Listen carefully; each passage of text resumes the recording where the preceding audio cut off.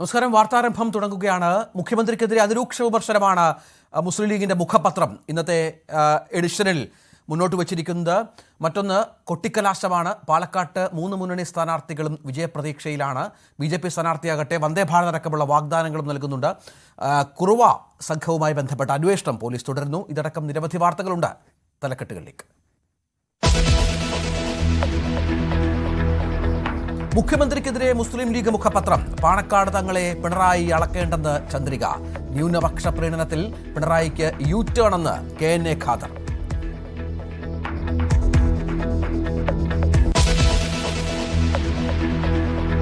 പാലക്കാട്ട് ഇന്ന് കൊട്ടിക്കലാശം. അവസാനവട്ട ഓട്ടപ്രദക്ഷിണത്തിൽ സ്ഥാനാർത്ഥികൾ. മികച്ച ഭൂരിപക്ഷമെന്ന് രാഹുൽ. എത്ര ഭൂരിപക്ഷം കിട്ടും? അതോടെ ഞാൻ നമ്പർ പറയുന്നില്ല. എന്തായാലും ഇവരൊക്കെ തരുന്ന സ്നേഹത്തിന് ഒരു ആധികാരികത ഉണ്ടാകും. ഭൂരിപക്ഷം 20,000 കടക്കുമെന്ന് സരിൻ. 20,000 കുറയാത്ത ഭൂരിപക്ഷത്തിന് ഇവിടെ LDF ജയിക്കുമെന്നുള്ളതാണ് ആ ഭൂരിപക്ഷത്തിന്റെ കണക്ക് ചോദിച്ചാൽ ഒരൊറ്റ ഉത്തരം. 21 വരെ കാത്തിരുന്നാൽ അത് കൃത്യമായി കിട്ടും. ജയിച്ചാൽ വന്ദേ ഭാരത് പാലക്കാട്ട് നിന്നുണ്ടാകുമെന്ന് സി കൃഷ്ണകുമാർ.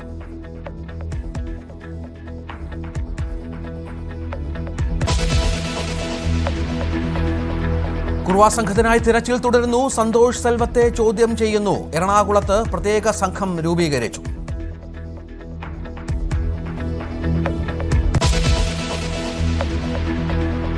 ചേവായൂർ വിഷയത്തിൽ കോൺഗ്രസ് ഇന്ന് ഹൈക്കോടതിയിലേക്ക്. തെരഞ്ഞെടുപ്പ് ഫലം അംഗീകരിക്കരുതെന്ന് ആവശ്യം.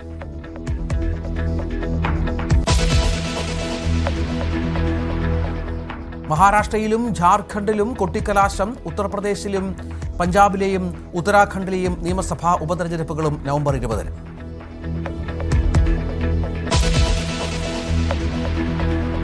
ശബരിമലയിലെ ഭക്തജന തിരക്കിൽ നേരിയ കുറവ്. ഇന്ന് മല ചവിട്ടിയത് 17,000 തീർത്ഥാടകർ.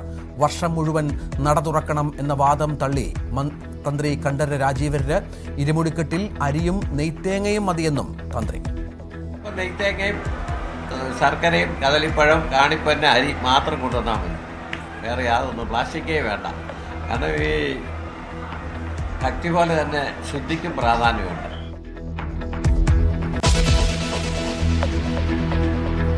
ചൂരൽമല ദുരന്തത്തിൽ കാർഷിക മേഖലയ്ക്കുണ്ടായത് കോടികളുടെ നഷ്ടം. കേന്ദ്ര സഹായം വൈകുന്നതിൽ കർഷകർക്ക് നിരാശ. ന്യൂസ് 18 ക്യാമ്പയിൻ തുടരുന്നു. കേന്ദ്രവും കേരളവും വയനാടിനെ മറന്നു.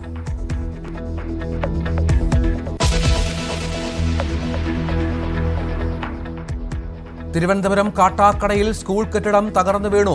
അപകടം പുഴനാട് UP സ്കൂളിൽ. കെട്ടിടം തകർന്നത് കാലപ്പഴക്കം മൂലമെന്ന് അധികൃതർ.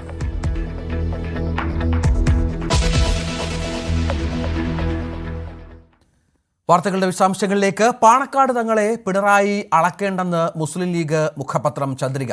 സന്ദീപ് വാര്യർ കൊടപ്പരയ്ക്കലെത്തിയപ്പോൾ മുഖ്യമന്ത്രി അസ്വസ്ഥനാകുന്നത് സംഘപരിവാർ ബാന്ധവത്തിന്റെ അനുരണനമാണ്. ന്യൂനപക്ഷങ്ങളെ കൂടെ നിർത്തി മൂന്നാമതും ഭരണത്തിലെത്തുക അസാധ്യമെന്ന് ബോധ്യപ്പെട്ടതോടെയാണ് പിണറായിയുടെ യു-ടേണെന്ന് ലീഗ് നേതാവ് KNA ഖാദറും തന്റെ ലേഖനത്തിൽ വ്യക്തമാക്കി. ഡാൻ കുര്യൻ ഏറ്റവും പുതിയ വിവരങ്ങൾ പങ്കുവെക്കും. ഡാൻ, കഴിഞ്ഞ ദിവസം പാണക്കാട് തങ്ങളെ വിമർശിക്കാൻ പിണറായി സമയം കണ്ടെത്തി. പഴയ തങ്ങളുമാരെ പോലെയല്ല, ജമാഅത്തയുടെ മറ്റൊരു രൂപമാണ് എന്നൊക്കെ പറഞ്ഞ് അതിനിശ്ചിത വിമർശനമാണ് നടത്തിയത്. അത് ലീഗിനെ വല്ലാതെ അസ്വസ്ഥപ്പെടുത്തിയിട്ടുണ്ടെന്ന കാര്യത്തിൽ സംശയമില്ല. എന്താണ് ചന്ദ്രിക പറയുന്നത്? ചന്ദ്രികയിൽ പ്രധാനമായി പറയുന്ന കാര്യം, കേരളത്തിൽ സാമുദായിക സൗഹാർദ്ദം ഊട്ടി ഉറപ്പിക്കുന്നതിൽ നിർണായകമായ പങ്ക് വഹിച്ചിട്ടുള്ള ഒരു കുടുംബമാണ് തങ്ങളുടെ കുടുംബം, പാണക്കാട് കുടുംബം. ആ പാണക്കാട് കുടുംബത്തിനെതിരെ മുഖ്യമന്ത്രി ബോധപൂർവമായിട്ടാണ് ഇങ്ങനെയൊരു പരാമർശം നടത്തിയിരിക്കുന്നത് എന്നാണ് ഈ ലേഖനത്തിൽ എഡിറ്റോറിയലിൽ എടുത്തു പറയുന്ന കാര്യം. അതോടൊപ്പം സംഘപരിവാർ അജണ്ടകൾക്ക് മുമ്പിൽ മുഖ്യമന്ത്രി വഴങ്ങിക്കൊടുക്കുകയാണ്. അത് മുഖ്യമന്ത്രിയുടെ നിലനിൽപ്പിന് വേണ്ടിയിട്ടാണ് എന്ന പരാമർശമുണ്ട്. പ്രധാനമായി എടുത്തു പറയുന്ന കാര്യം, തൃശൂർ പൂരം അലങ്കോലപ്പെടുത്തിയതുമായി ബന്ധപ്പെട്ടും ഉന്നത ഉദ്യോഗസ്ഥർക്ക് RSS നേതാക്കളുമായി നടത്തിയ ബന്ധവുമായി ബന്ധപ്പെട്ടൊക്കെ ഒരുപാട് രാഷ്ട്രീയമായ വിവാദങ്ങൾ നടന്നുകൊണ്ടിരിക്കുകയായിരുന്നു. അതിൽ നിന്ന് ശ്രദ്ധ തിരിക്കാനുള്ള നീക്കം, അതായത് അവിടെ ആർക്കാണ് ഇത്തരത്തിലുള്ള ബാന്ധവം എന്ന് വ്യക്തമാണ്. ഇത്തരം വിവാദങ്ങളിൽ നിന്ന് ശ്രദ്ധ തിരിക്കാനായി ബോധപൂർവം പാണക്കാട് കുടുംബത്തിന് നേർക്ക് മുഖ്യമന്ത്രി അമ്പെയ്യുകയാണ് എന്നാണ് ഈ എഡിറ്റോറിയൽ പറഞ്ഞു വെക്കുന്നത്. അതോടൊപ്പം പാണക്കാട് കുടുംബത്തെ വിമർശിക്കാനുള്ള ഒരു അവകാശവും മുഖ്യമന്ത്രി പിണറായി വിജയന് ഇല്ല. അദ്ദേഹം സംഘപരിവാർ അജണ്ടയ്ക്ക് മുമ്പിൽ സ്വയം നിന്നുകൊടുക്കുകയാണ്. അധികാരം ഉറപ്പിക്കുന്നതിന് വേണ്ടിയിട്ടാണ് ഇങ്ങനെ ഒരു നീക്കം മുഖ്യമന്ത്രിയുടെ ഭാഗത്ത് നിന്ന് ഉണ്ടാകുന്നത്. വർഗീയ ശക്തികളുമായി കൂട്ടുകെട്ടുണ്ടാക്കാൻ ശ്രമിക്കുന്നത് മുഖ്യമന്ത്രിയാണ് എന്ന തരത്തിലുള്ള രൂക്ഷമായ വിമർശനമാണ് ചന്ദ്രികയിലെ ഈ ലേഖനത്തിലും എഡിറ്റോറിയലിലും വ്യക്തമാക്കിയിരിക്കുന്നത്.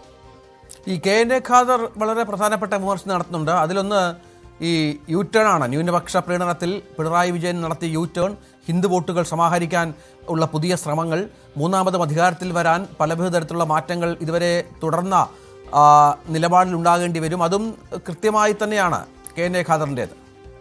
അവിടെ അദ്ദേഹം KN ഖാദർ പ്രധാനമായി പറയുന്ന കാര്യം ഞാൻ നേരത്തെ സൂചിപ്പിച്ച പോലെ എഡിറ്റോറിയൽ പരാമർശിക്കുന്ന അതേ കാര്യങ്ങൾ തന്നെ അല്പം കൂടി രൂക്ഷമായ തരത്തിലാണ് അദ്ദേഹം ഈ ലേഖനത്തിൽ വ്യക്തമാക്കിയിരിക്കുന്നത്. അവിടെ എടുത്തു പറയുന്നത് മുഖ്യമന്ത്രിക്ക് അദ്ദേഹത്തിന്റെ സ്ഥാനത്ത് തുടരുന്നതിന് വേണ്ടിയിട്ടുള്ള നീക്കങ്ങൾ അദ്ദേഹം കുറച്ചധികം നാളുകളായി നടത്തിക്കൊണ്ടിരിക്കുകയാണ്. ആ നീക്കങ്ങളുടെ ഭാഗമായിട്ടാണ് ഇത്തരമൊരു വിമർശനവും വർഗീയ ശക്തികളുമായി കൂട്ടുകെട്ടിനും ചങ്ങാത്തത്തിനുമുള്ള ശ്രമം നടത്തുന്നതും ഇതിനു വേണ്ടിയിട്ടാണ്. അധികാരം ഉറപ്പിക്കാനായിട്ടുള്ള നീക്കമാണ് മുഖ്യമന്ത്രി നടത്തിക്കൊണ്ടിരിക്കുന്നത്. ഭരണം ഏതു വിധേനയും നിലനിർത്തുക എന്നതാണ് അദ്ദേഹത്തിന്റെ അജണ്ട. മുഖ്യമന്ത്രി അത് തന്നെയാണ് ചിന്തിച്ചുകൊണ്ടിരിക്കുന്നത് എന്ന തരത്തിലുള്ള പരാമർശങ്ങൾ കൂടി ഇതിലുണ്ട്. ഒരു കാര്യം ഉറപ്പാണ്, പാണക്കാട് തങ്ങൾക്കെതിരെ, സാദിഖ് അലി തങ്ങൾക്കെതിരെ മുഖ്യമന്ത്രി നടത്തിയ വിമർശനം ലീഗ് നേതൃത്വത്തെ മുഴുവൻ ചൊടിപ്പിച്ചിട്ടുണ്ട്. ആ പ്രകോപനമാണ് ഇത്തരത്തിൽ ലേഖനം എഴുതുന്ന തരത്തിലേക്ക്, എഡിറ്റോറിയൽ മുഖ്യമന്ത്രിക്കെതിരെ രൂക്ഷ വിമർശനവുമായി എഴുതുന്ന തരത്തിലേക്കൊക്കെ ഇപ്പോൾ കാര്യങ്ങൾ എത്തിച്ചിരിക്കുന്നത്. തെരഞ്ഞെടുപ്പിന്റെ പ്രചാരണം അവസാനിക്കാൻ മണിക്കൂറുകൾ ബാക്കി നിൽക്കുകയാണ് ഇങ്ങനെയൊരു വിമർശനം വരുന്നത്. സ്വാഭാവികമായി അത് തെരഞ്ഞെടുപ്പ് രംഗത്തും ചൂടേറിയ ചർച്ചയാകുമെന്ന കാര്യത്തിൽ സംശയമൊന്നും വേണ്ട. അതാണ് വളരെ പ്രധാനപ്പെട്ട വിമർശനം ലീഗ് ദിനപത്രത്തിന്റെ ഭാഗത്ത് നിന്ന് പിണറായി വിജയനെതിരെ ഉണ്ടാകുന്നു. വളരെ കാലങ്ങൾക്ക് ശേഷമാണ് പിണറായിയും ലീഗും നേർക്കുനേർ വരുന്നത്. ഡാൻ കുര്യൻ വിവരങ്ങൾ പങ്കുവച്ചു. പാലക്കാട് ഇന്ന് കൊട്ടിക്കലാശം. വോട്ടുറപ്പിക്കാനുള്ള അവസാനവട്ട ഓട്ടപ്രദക്ഷിണത്തിലാണ് സ്ഥാനാർത്ഥികൾ. ഇരട്ട വോട്ടിൽ നടപടി ആവശ്യപ്പെട്ട് ഇടതുമുന്നണി ഇന്ന് കളക്ടറേറ്റ് മാർച്ച് നടത്തുന്നുണ്ട്. വൈകിട്ട് 4:30 മുതൽ 6:30 വരെ പാലക്കാട് ഗതാഗത നിയന്ത്രണവുമുണ്ട്. അതിനു മുൻപ് പ്രധാനപ്പെട്ട 3 സ്ഥാനാർത്ഥികളും ന്യൂസ് 8 സംസാരിച്ചിരുന്നു. അവരുടെ വാക്കുകളിലേക്ക് വരാം. ശ്രീജിത്ത് ഏറ്റവും പുതിയ വിവരങ്ങൾ പങ്കുവെക്കുന്നു. ശ്രീജിത്ത്, ഇത് ഇപ്പോൾ ഇന്ന് വലിയ കൊട്ടിക്കലാശത്തിനുള്ള, ഒരുപക്ഷെ സംസ്ഥാനം കണ്ട ഏറ്റവും വാശിയേറിയ പ്രചരണകാലത്തിന് ശേഷം അതേ വാശി തന്നെ സ്വാഭാവികമായും കൊട്ടിക്കലാശത്തിലും ഉണ്ടാകും. എന്തൊക്കെ തയ്യാറെടുപ്പുകൾ നടത്തി കഴിഞ്ഞു മുന്നണികൾ?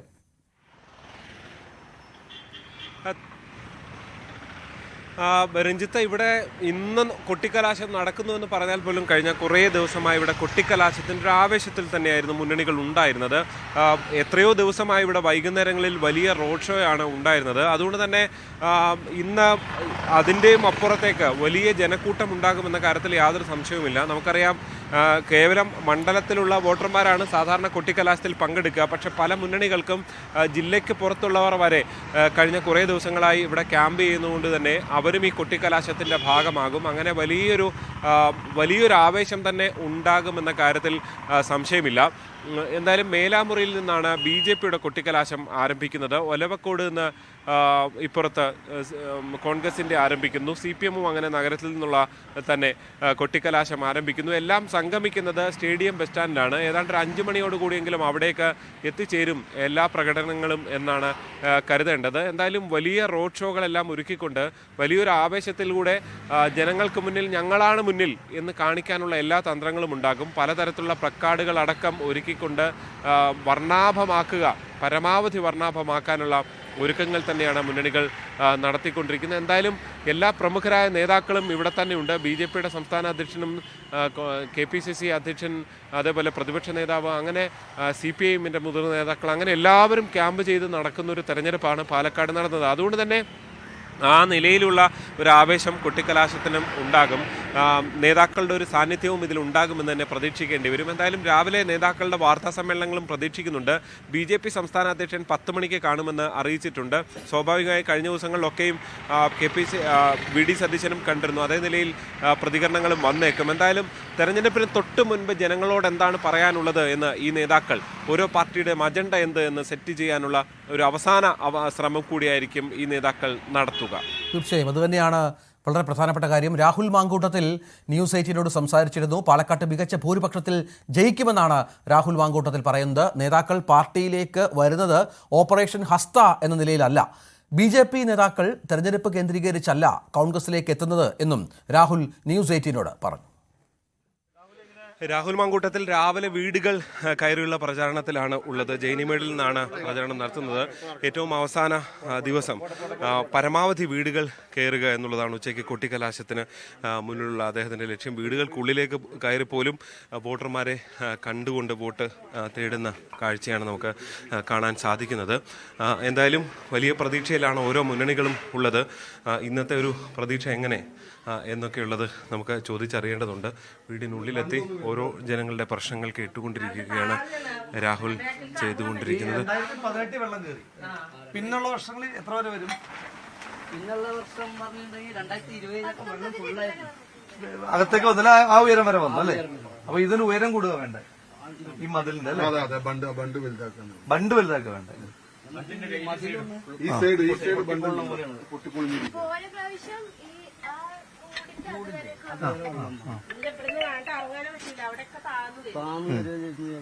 വെള്ളം നിന്നിട്ട് മനസ്സിലായി. അപ്പൊ ഞങ്ങൾ തൽക്കാലം വെള്ളം ഇങ്ങോട്ട് കയറണ്ട പറഞ്ഞിട്ട് വീട് പോകണ്ട പറഞ്ഞ ഒരു പ്രാവശ്യം പോയതാണ്. ഞങ്ങൾക്ക് കണ്ടമായ നഷ്ടം വന്നതാണ്. അപ്പൊ ഇങ്ങോട്ട് കയറണ്ട പറഞ്ഞിട്ട് മതിലിങ്ങനെ കെട്ടിയാണ്. അപ്പൊ ബണ്ടിന്റെ ഒരു കാര്യമാണ് നമുക്ക് ആവശ്യമായിട്ടുള്ളത്. അറ്റം വരെ കെട്ടാണ്ട്. പക്ഷെ ഓരോരുത്തരുടെ വീട്ടിലെ ബാക്കിൽ അവരുടെ പണം ഉണ്ടായ കാരണം അവർ സേഫ്റ്റി ആക്കിയിട്ടുണ്ട്. പക്ഷെ നമ്മൾ പൊതുവായിട്ടുള്ളൊരു സാധനമല്ലേ? ജനകീയ പ്രശ്നങ്ങൾ ആളുകൾ പറഞ്ഞുകൊണ്ടിരിക്കുന്നത്. ഒരു രാഹുൽ ജയിക്കുമെന്ന് ഉറപ്പായതുകൊണ്ടാണ് ഇങ്ങനെ എല്ലാ വീടുകളിലും ഇതാണ് പറയുന്നത്. ഞാൻ തുടക്കം തൊട്ട് പറയുന്ന കാര്യങ്ങൾ ഇത് തന്നെയാണ്. കാരണം ഇപ്പൊ നിങ്ങള് ഇന്നിപ്പോ വന്നപ്പോ കണ്ടല്ലോ, ഓരോ മനുഷ്യന്മാരും അവരവരുടെ ജീവിത പ്രശ്നമാണ് പറയുന്നത്. അപ്പൊ അവിടെ ഒരു ചേച്ചി പറഞ്ഞത് അവർക്ക് വീടില്ലാത്തതിന്റെ ഒരു പ്രശ്നമാണ് പറഞ്ഞത്. അവിടെ വീട് കൊടുക്കാനായിട്ട് റെയിൽവേയുമായി ചേർന്ന് കിടക്കുന്ന ഭൂമിയാണ്. അപ്പോൾ വീട് നിർമ്മാണത്തിന്റെ പ്രശ്നങ്ങളുണ്ട്. പിന്നെ വേറൊരു ചേച്ചി പറഞ്ഞ ലൈഫിൽ അപേക്ഷ കൊടുത്തിട്ട് ഇതുവരെ വരാത്തതിന്റെ പ്രശ്നമാണ്. അപ്പോൾ വേറെ കുറച്ച് ആളുകൾ പറഞ്ഞത് വഴിയുടെ ഒരു പ്രശ്നം പറഞ്ഞ് മുനിസിപ്പാലിറ്റിയുടെ റെയിൽവേയുടെ ഒരു പെർമിഷന്റെ ആവശ്യമുണ്ട്. അപ്പൊ അതിന്റെ പ്രശ്നമാണ് പറയുന്നത്. അപ്പൊ ഇവിടെ പറയുന്നതെന്ന് പറഞ്ഞാൽ ഈ വെള്ളം 2018 വെള്ളപ്പൊക്കത്തിൽ വീട്ടിൽ വെള്ളം കയറി. അപ്പൊ അതിന്റെ ഈ പിന്നെ ഇതിനോട് ചേർന്നിട്ടുള്ള മതില് ഉയർത്തണം എന്നുള്ളതാണ് പറയുന്നത്. അപ്പം ഞാൻ തുടക്കം തൊട്ട് എന്റെ പ്രശ്നം ഇതാണ്. ഞാനല്ലാതെ മാധ്യമങ്ങളോട് എന്തെങ്കിലും അനിഷ്ടം കാണിക്കുന്നതല്ല. എന്റെ പ്രശ്നം നമ്മൾ ഓരോ വീട്ടിൽ ചെല്ലുമ്പോൾ ഇതൊക്കെയാണ് പറയുന്നത്. അപ്പൊ ഇത് നമുക്ക് റിഫ്ലക്ട് ചെയ്യാൻ പറ്റുന്നില്ല എങ്കിൽ നമ്മൾ വീണ്ടും ഇവരെ കാണണമല്ലോ. അപ്പൊ അവർ സ്വാഭാവികമായിട്ട് ചോദിക്കുമല്ലോ, നിങ്ങളോട് ഞങ്ങൾ പറഞ്ഞ കാര്യങ്ങളിൽ എന്തായി തീരുമാനം എന്ന് ചോദിക്കുമ്പോൾ നമുക്ക് ഉത്തരം ഇല്ലാണ്ടായി പോകും. അപ്പൊ നമുക്ക് വിവാദങ്ങൾക്ക് എല്ലാം സ്പേസ് കൊടുത്തു. ഞാൻ ചോദിക്കുന്നത് ഇതൊക്കെ പറയുന്നത് രാഹുൽ ജയിക്കുമെന്ന് അവർക്കൊരു ഉറപ്പ് ഫീൽ ചെയ്യുന്നതുകൊണ്ട് കൂടിയാണ്. അങ്ങനെ ആയിരിക്കാം. അത് സ്വാഭാവികമായിട്ടും ഇവിടെ മതേതര മുന്നണി ജയിക്കും എന്നും UDFന്റെ ഒരു ഷുവർ സീറ്റ് ആണെന്നൊക്കെ അവർക്കൊരു ധാരണയുണ്ടല്ലോ. പിന്നെ അവർ വോട്ട് ചെയ്യാൻ പോകുന്നവരാണല്ലോ. അപ്പൊ അവരുടെ ആ ഒരു താല്പര്യമായിരിക്കാം. ഇന്നും ഇലക്ഷൻ ഓപ്പറേഷൻസ് ഒക്കെ ഉണ്ടോ? കോൺഗ്രസ് വമ്പൻ ഓപ്പറേഷനാണ് നടത്തിക്കൊണ്ടിരിക്കുന്നത്. ഞങ്ങളങ്ങനെ ഇലക്ഷൻ ഓപ്പറേഷൻസ് ഒന്നുമില്ല. ഞങ്ങൾ പരമാവധി ജനങ്ങളെ കാണുക, ജനങ്ങളെ അഭിസംബോധന ചെയ്യുക എന്നതിനപ്പുറം മറ്റ് അങ്ങനെ ഞങ്ങൾക്ക് വളഞ്ഞ വഴികളില്ല. പിന്നെ ഞങ്ങൾ തുടക്കത്തിൽ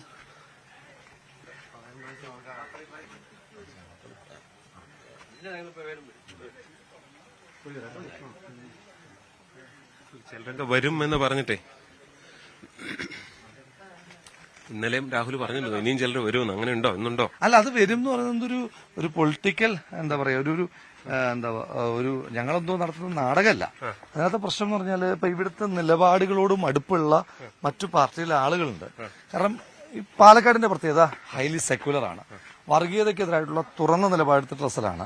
അപ്പൊ അതിനെ കളങ്കം വരുത്തുന്ന ശ്രമങ്ങൾ മറ്റു പാർട്ടികളിൽ നിന്നുണ്ടാകുമ്പോൾ ആ പാർട്ടിക്കകത്ത് തന്നെ ഫൈറ്റ് ഉണ്ടാകും. അപ്പൊ അതുമായി ബന്ധപ്പെട്ട് ധാരാളം ആളുകൾ കമ്മ്യൂണിക്കേറ്റ് ചെയ്യുന്നുണ്ട്. ഞാൻ പറഞ്ഞല്ലോ, അതൊരു ഇലക്ഷൻ ഓറിയന്റഡ് കാര്യമല്ല പറയുന്നത്. ചിലത് പൊളിഞ്ഞു എന്ന് സുരേന്ദ്രൻ ഇന്നലെ പറയുന്നുണ്ട്. ഓപ്പറേഷൻ ഹസ്ത 2.5 കോടി ചെലവാക്കി ഉന്നത നേതാക്കൾ 9 കൌൺസിലർ അത് പൊളിഞ്ഞെന്നൊക്കെ ഇന്നലെ അദ്ദേഹത്തിന്റെ ഫേസ്ബുക്ക് പോസ്റ്റ് ഉണ്ട്. ഇലക്ഷൻ ഓറിയന്റഡ് ആയിട്ടുള്ള കാര്യമല്ലെന്ന് ഞാൻ പറഞ്ഞായിരുന്നു. ഞാൻ ഇന്നലെ പറയുമ്പോൾ തന്നെ പറഞ്ഞായിരുന്നു, ഇപ്പൊ ഇലക്ഷന് മുന്നേ ഇത്ര പേരെ എത്തിക്കാമെന്ന് പറയുന്ന ഓപ്പറേഷൻ ലോട്ടസ് ഓപ്പറേഷൻ ഹസ്ത എന്നൊക്കെ പറയുന്നുണ്ട് കോൺഗ്രസ്സുകാരൻ. ഓപ്പറേഷൻ ഹസ്ത അങ്ങനല്ല, നമ്മൾ നിലപാടാണ്. ആ നിലപാടിന്റെ ഭാഗമായിട്ട് ഇപ്പൊ തെരഞ്ഞെടുപ്പ് കഴിഞ്ഞു കഴിഞ്ഞാൽ ഈ രാഷ്ട്രീയ പ്രവർത്തനം അവസാനിക്കല്ലോ. തെരഞ്ഞെടുപ്പ് കഴിഞ്ഞാലും വർഗീയതയ്ക്കെതിരായിട്ടുള്ള പോരാട്ടം. എത്ര ഭൂരിപക്ഷം കിട്ടും? അതോടെ ഞാൻ നമ്പർ പറയുന്നില്ല. എന്തായാലും ഇവരൊക്കെ തരുന്ന സ്നേഹത്തിന് ഒരു ആധികാരികത ഉണ്ടാകും. എന്തായാലും അതാണ് രാഹുലിന്റെ നിലപാട്.